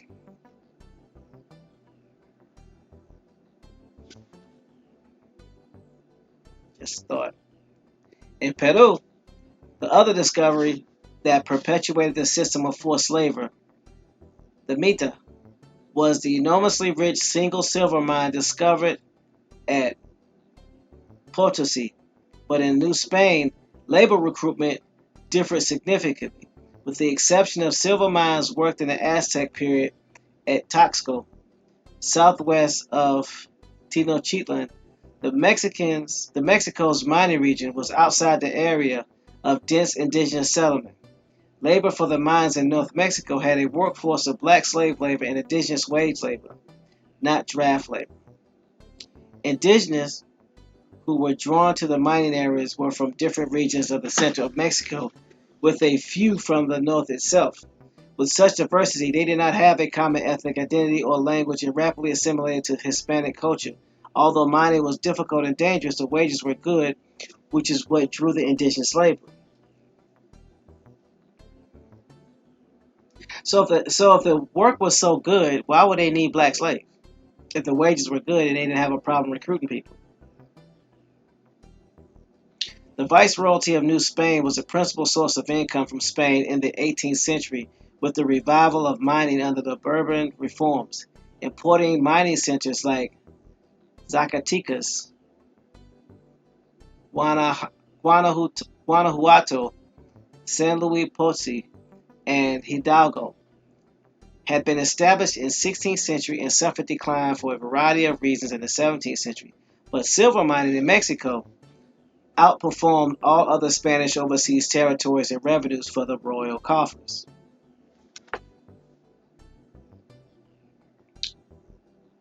The first dye, cochineal, was an important export in areas such as central Mexico and Oaxaca in terms of revenues to the crown and stimulation of the internal market of New Spain.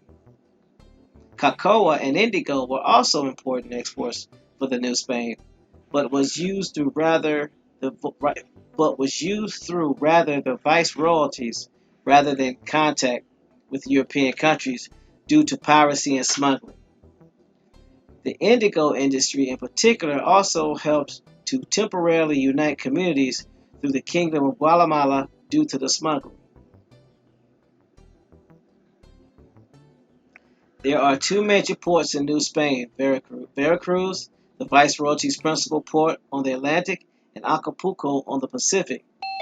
Terminus of Manila Galleon in the Philippines, Manila near the South China Sea, was the main port. The ports were fundamental for overseas trade, stretching a trade route from Asia through Manila Galleon to the Spanish mainland. Hold on, Copper. There you go. Grand Rising, Copper. Hope all is well.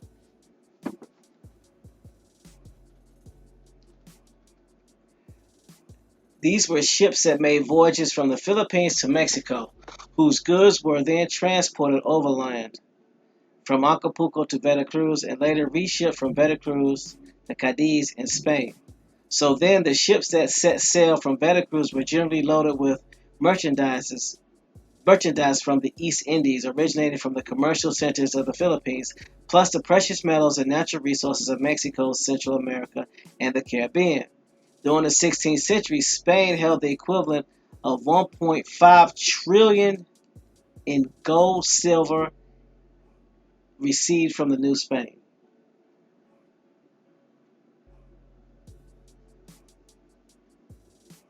I don't think y'all heard me.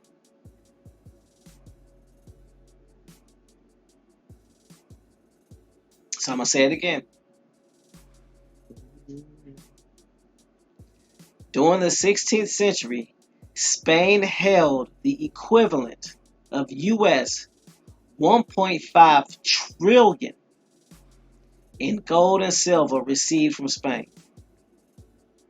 Wow. Trillion with a T in the 16th century.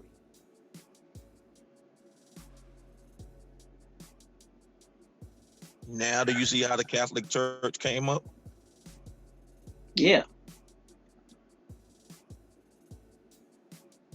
It says, however, these resources did not translate into development for the metropolis, the mother country, due to Spanish Roman Catholic monarchy's frequent preoccupation with Europe wars. Enormous amounts of this wealth were spent hiring mercenaries to fight the Protestant Reformation. Stop. I'm gonna read this again, and y'all fill in the blanks. However, these resources did not translate into development for the metropolis, the mother country, due to Spanish Roman Catholic monarchy, frequent preoccupation with European wars. In parentheses, enormous amount of this wealth were spent hiring mercenaries to fight the Protestant Reformation. So who do you think some of these mercenaries were?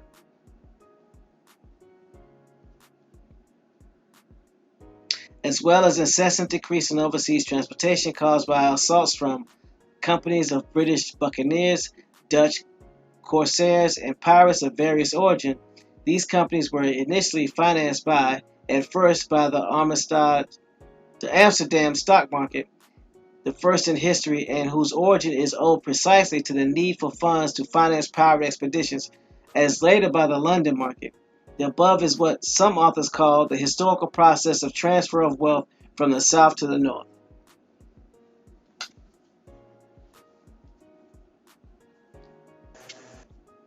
Thoughts, comments, critiques, questions?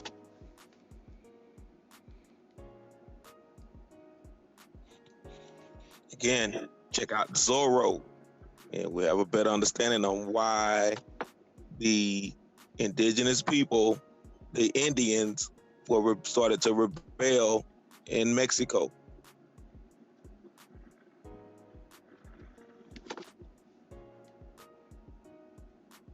Then you start to discover why the Spanish Empire, the Spanish rule began to fall, and France fell right behind them because they followed in their footsteps, and the British fell right behind them because it was a copycat system.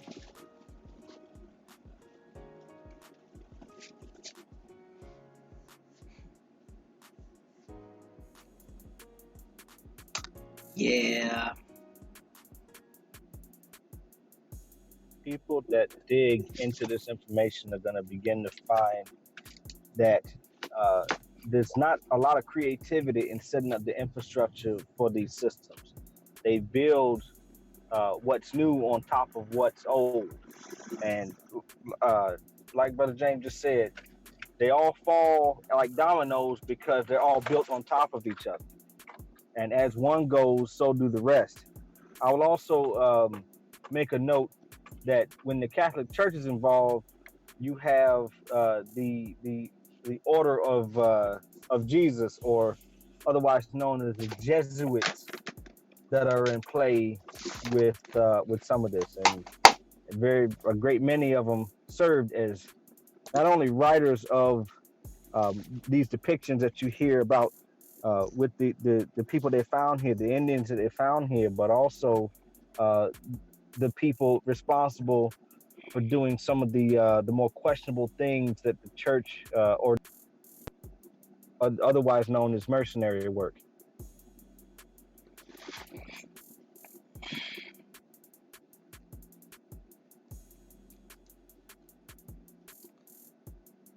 Wow. Okay. Thanks for that compendium. Definitely appreciate that. Surely. Darian Wood says, I got to go back and look at the movies, both of them, Legend of Zorro and The Mask of Zorro. Not Zorro the Gay Blade. Don't do that one. Yeah, do the ones you put in the chat. Dude, she put it in. Now these mercenaries are called archaeologists. Wow.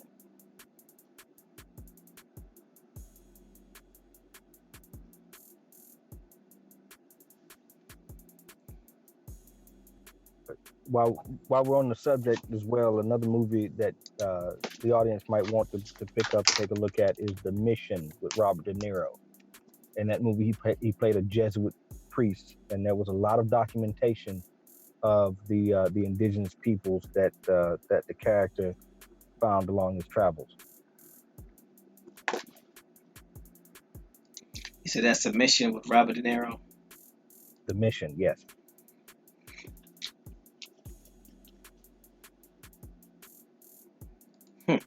Interesting, to say the very least. Yeah, as a matter of fact, there's even a scene, if I remember correctly, hadn't watched it in a few years, but if I remember correctly, there's a scene with him actually training with a sword. These weren't just, the jolly friars that you see like in medieval Europe. These guys were doing things. They were making moves.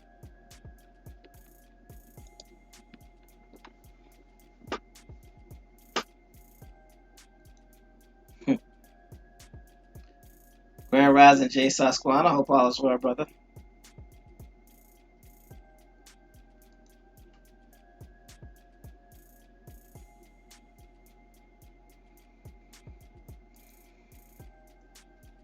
And I hope everybody had their hard hats on, because as always, there was fallen information. Some toes got stepped on. There was debris. Some may have got in your eye.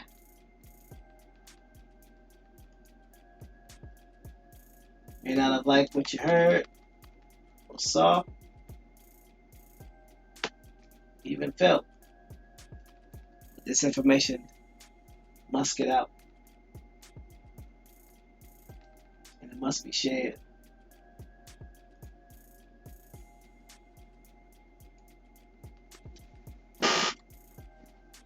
Because even though the Europeans have some responsibility and are culpable for our situation, we are just as responsible, if not more so, for our situation. So what are we going to do to fix it?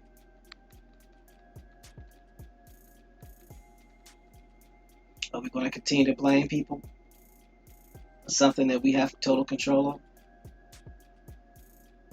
or some control of, and wait for them to fix it?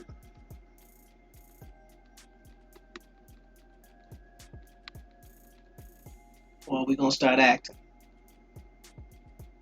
and take the information, the documentation,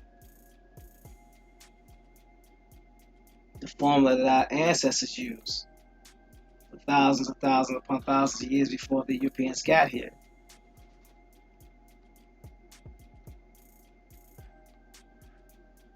and use that information to liberate ourselves? The choice is yours.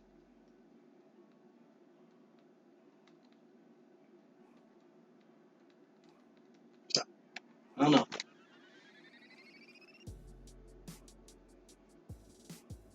So we're still on the Viceroyalty of New Spain. And the reason why we're still talking about this is because it was stated, put in a link in the chats too, that Cherokee were the proxy for the Viceroyalty of New Spain. So Free says, ooh, I've got to check the movie out. The mission 18th century Spanish Jesuits try to protect a remote South American tribe in danger of falling under the rule of pro-slavery Portugal. Okay, that does sound intriguing and interesting.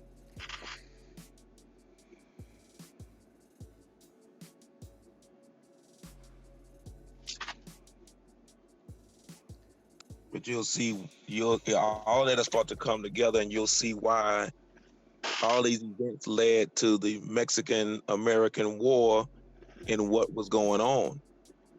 Because when the so-called Mexicans, the indigenous people, the Indians, rebelled against Spain and won their independence, all of the Indians that were originally from there, and it may have been thousands of years, but they know who's who, was saying, you all can come back to Mexico, because all of that was once New Spain was now Mexico.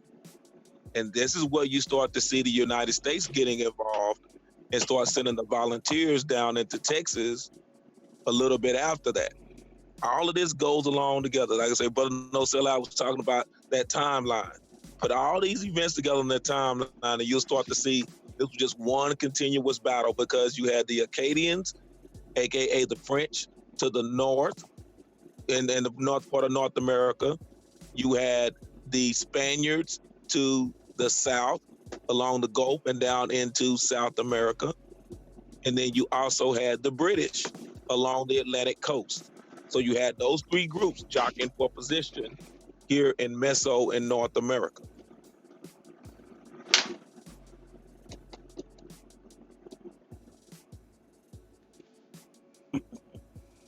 Wow.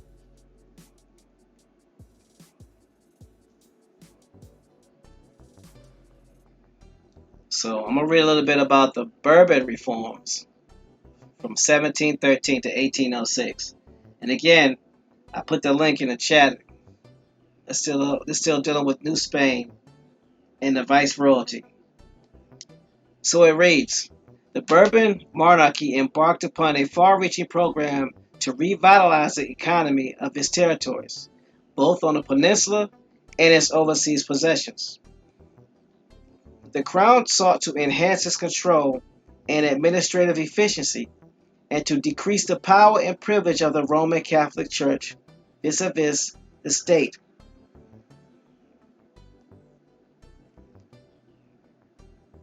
The British captured an occupation of both Manila and Havana in 1762 during the global conflict of the 7-Year Wars. Now listen, it said the global conflict of the 7-Year Wars. Remember, there were a lot of places involved. The Americas, Europe, Asia, and Africa. This meant that Spanish crown had to rethink its military strategy for defending its possessions. The Spanish crown had engaged with Britain for a number of years in low-intensity warfare. With ports and trade routes harassed by English privateers, the crown strengthened the defense of Veracruz and San Juan de Ulua, Jamaica, Cuba, and Florida, but the British sacked ports in the late 17th century. Santiago de Cuba, 1662, St. Augustine, Spanish Florida, 1665, and Campeche, 1678. And so with the loss of Havana and Manila, Spain realized it needed to take significant steps. The Bourbons created a standing army in New Spain, beginning in 1764, and strengthened the defensive infrastructure, such as forts.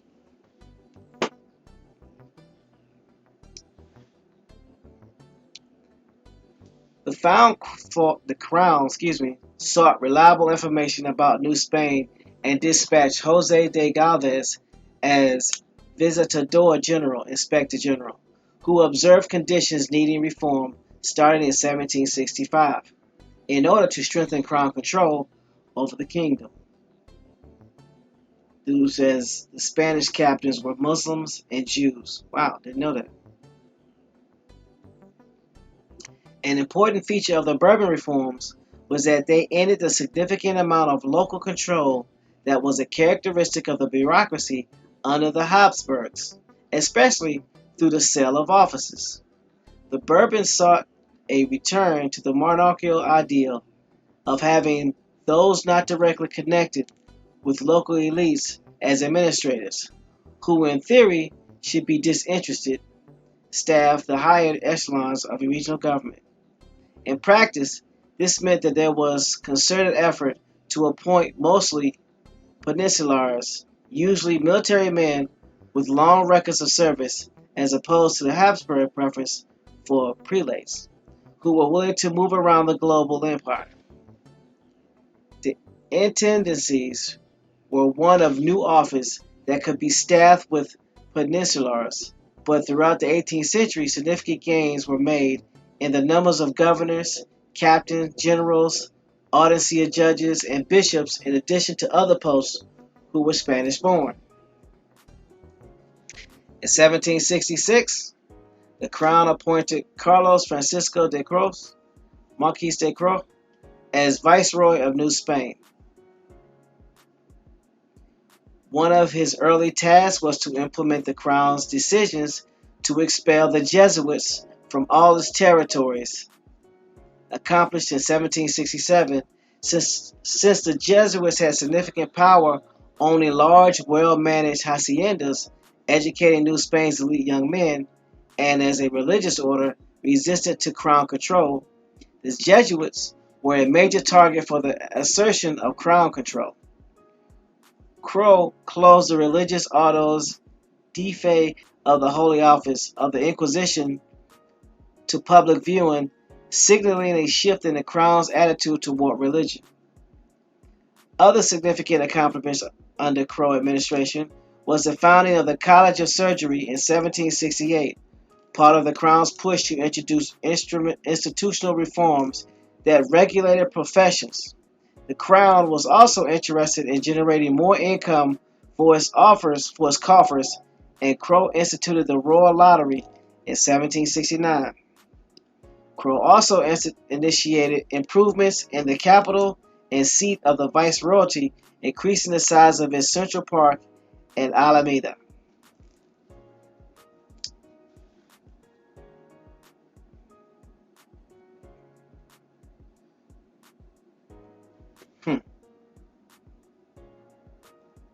Another activist Viceroy carried out reforms was Antonio Maria de Bucareli y Usura Marque de Vallehisoro y Conde de Arena, who served from 1771 to 1779 and died in office. Jose de Galvez, now Minister of the Indies, following his appointment as Visitor General of New Spain, briefed the newly appointed Viceroy about reforms to be implemented. In 1776, a new Northern Territorial Division was established. Commandancy General of the Provincias Internas, known as the Provincias Internas, Commandancy General of the Internal Province of North Spain. Comandancia Capitanía General de las Provincias Internas. Teodoro de Croo, nephew of the former viceroy, was appointed the first Commander General of the Provincias Internas, independent of the Viceroy of New Spain, to provide better administration for the northern frontier province. They included Nueva Vizcaya, Nueva Santander, Sonora y Sinaloa, Las Californias, Coahuila y Texas, or Coahuila and Texas, and Nuevo Mexico. Bucareli was opposed to Galvez's plan to implement the new administrative organization of intendancies, which he believed would burden areas with sparse population with excessive costs for the new bureaucracy. The new Bourbon kings did not split the Viceroyalty of New Spain into small administrative units as they did with the Viceroyalty of Peru, carving out the Viceroyalty of Rio de la Plata and Viceroyalty of New Granada. But New Spain was reorganized administratively, and elite American-born Spanish men were passed over for high office. The crown also established a standing military with the aim of defending its overseas territories.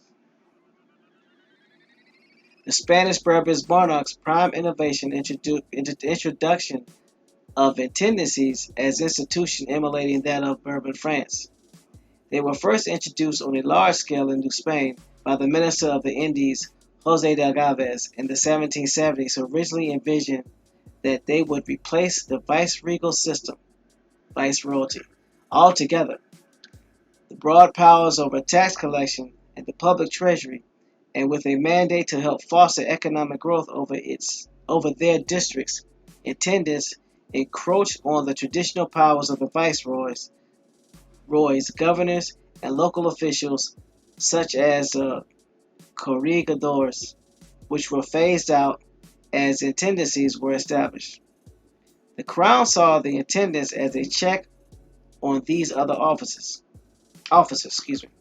Over time, accommodations were made. For example, after a period of experimentation in which an independent intendant was assigned to Mexico City, the office was thereafter given to the same person who simultaneously held the post of viceroy. Nevertheless, the creation of scores of autonomous intendancies throughout the viceroyalty created a great deal of decentralization, and in the Captaincy General of Guatemala in particular, the intendancy laid the groundwork for the future independent nations of the 19th century. In 1780, Minister of Indies Jose de Galvez sent a royal dispatch to Teodoro de Croo, Commander General of the Internal Province of New Spain, asking all subjects to donate money to help the American Revolution. Millions of pesos were given.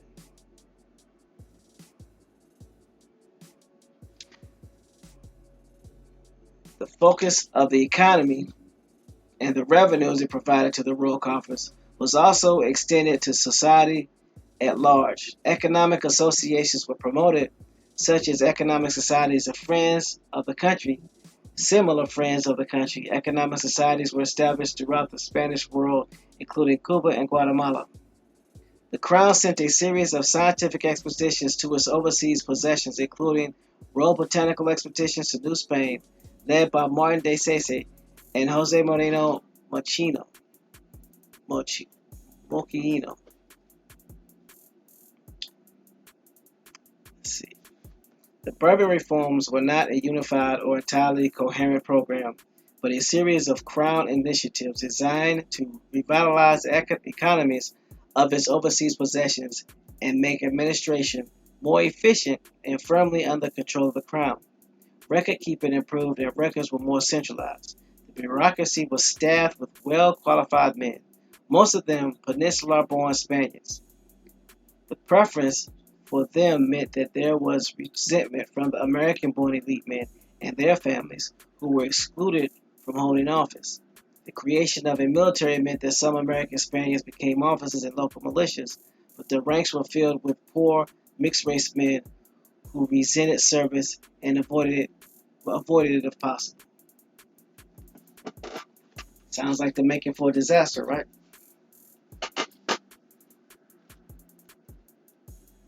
Yep. So I'm going to stop here. So that ended the Bourbon reforms in New Spain. And we'll pick up. I know New Division said there's that mixed race again, exactly. And we'll pick up tomorrow, 18th century military conflicts.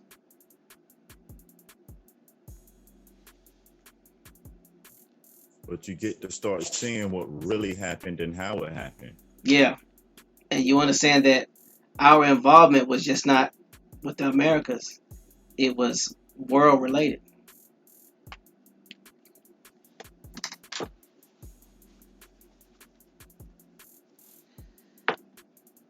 And a little nugget that we was speaking on in the chat is everybody know that the Christians were running for religious persecution.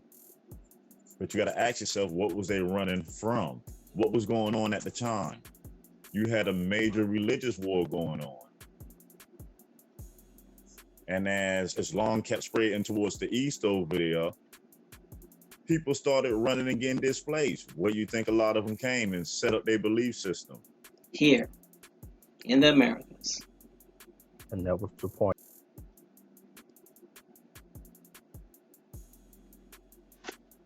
You gotta always ask yourself, what makes you pack up and leave your home to go someplace foreign to set up a belief system, set up your way of life? Remember, all this stuff is going on at the same time. They tell it to you in different ways to make you think it's different points in history, when all this stuff is going on hand in hand. Remember, Morocco at this time is full of Muslims. It's Islamic.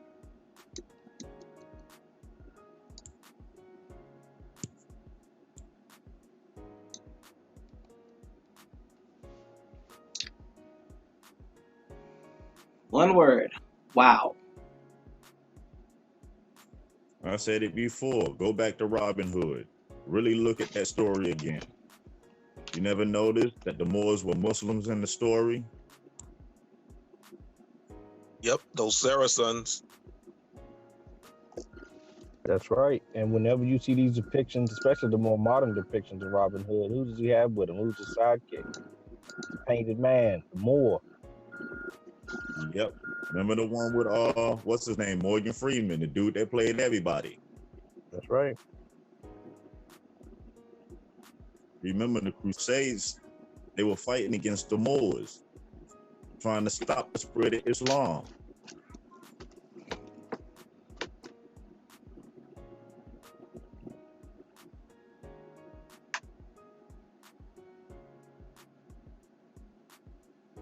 especially All, since Islam was. I'm sorry.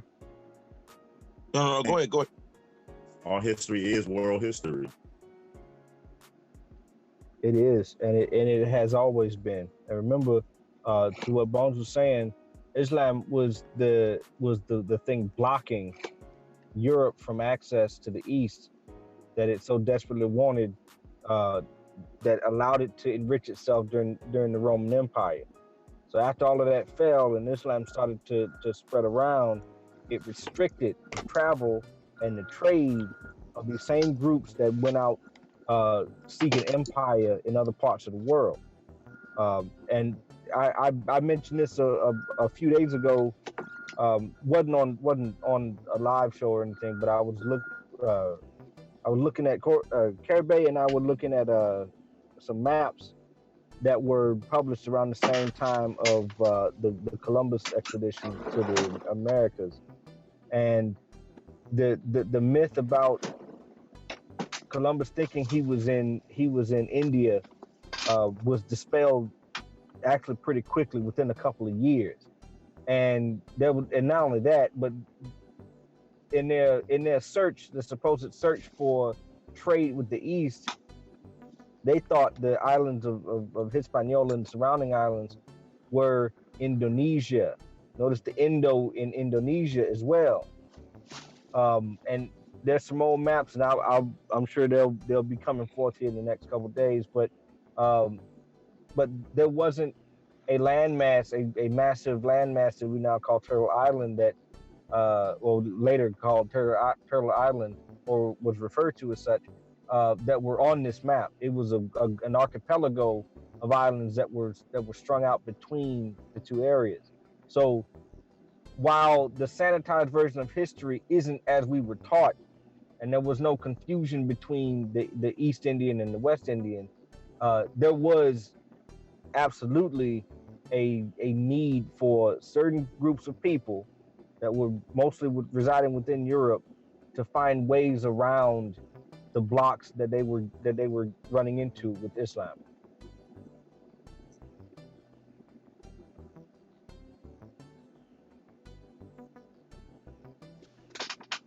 Yep, and that's what it was in a nutshell. The Europeans could not get over into Asia without coming through Muslim territory, Muslim land. For those that say, well, where were the Muslims at that time?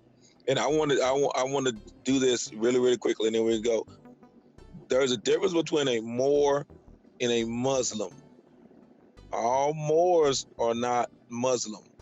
So I wanted to put that out there because, we hear Moor and we thinking, some people may thinking like, oh, yeah, it's all those Muslims.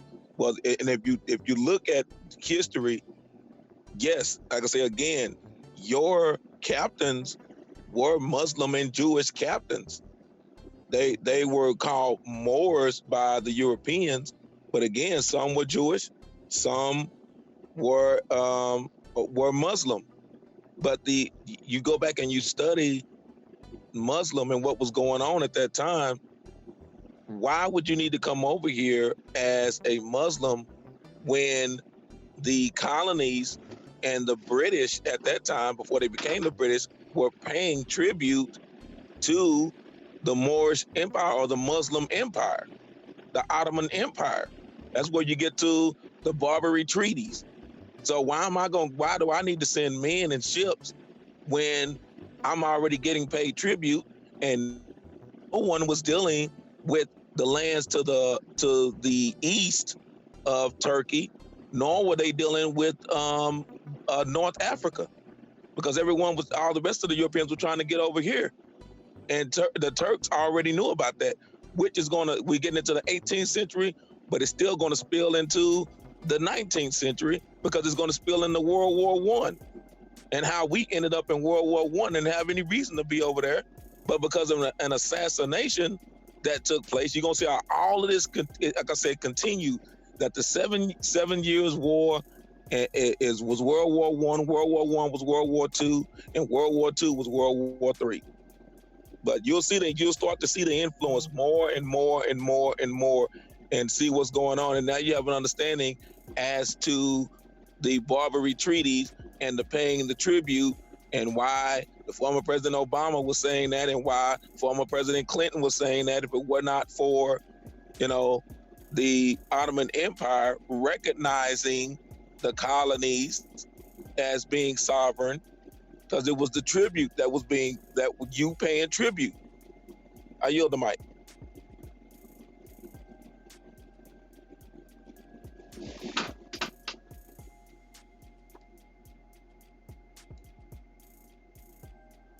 There you have it. I want to thank James Flame, aka Doodle Vision, aka Choctaw Jimmy, for his insight and information. I also want to thank Copper Indio for his insight and information. Everybody in the chat, everybody else on the panel, Bones, no sellout.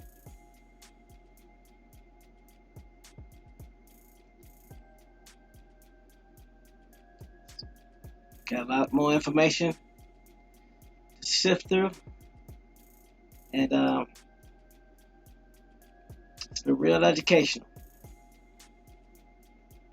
Hopefully, people in the chat can be able to take some out of this and do some more research, get your own conclusions drawn, and move forward. Would anybody like to say anything before we head on out?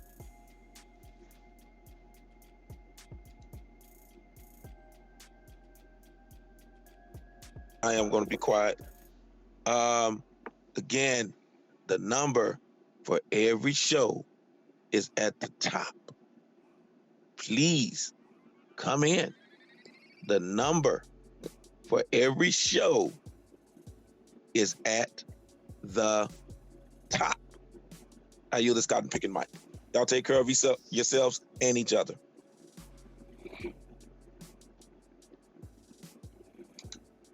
Thank you for that, James. I want to echo that your engagement is part of what makes this work, because we can do the research, we can do the work, we can come up with a lot of things that are valuable, but if the people aren't engaged in it, if the people aren't learning from it and teaching and collaborating, then this falls on deaf ears. And I think that's a big part of why this has worked to this point, and this is how it continues to work and to expand. And I'll use the mic as well.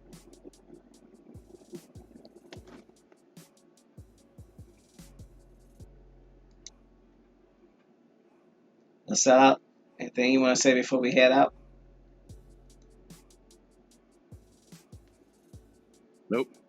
Putting the information in the chat. We already did. Hope everybody has a great day today.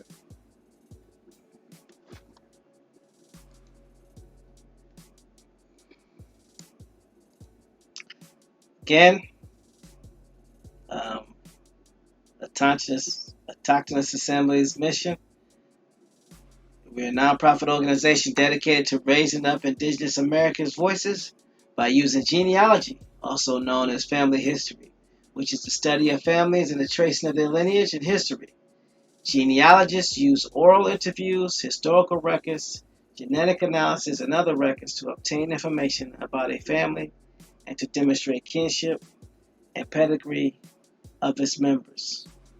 Our goal is to help you with your genealogy, find your tribe, and if you so choose, help yourself, your community, and your tribe become self-sufficient and independent.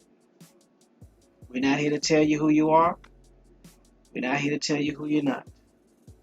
But we are here to keep everybody accountable.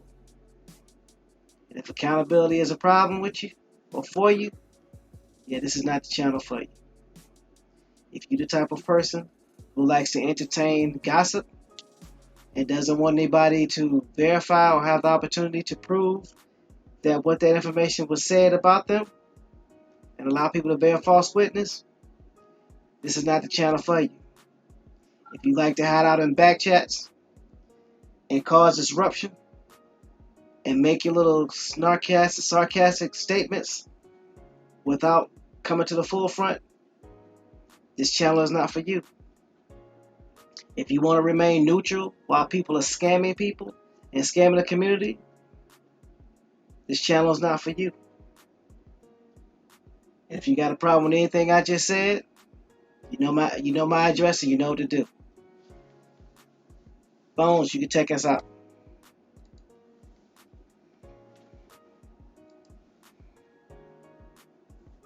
When we kick it with the relatives, enjoy the time that we spend in the Risings, and until the next Rising show, peace. Peace, y'all. Peace, everybody.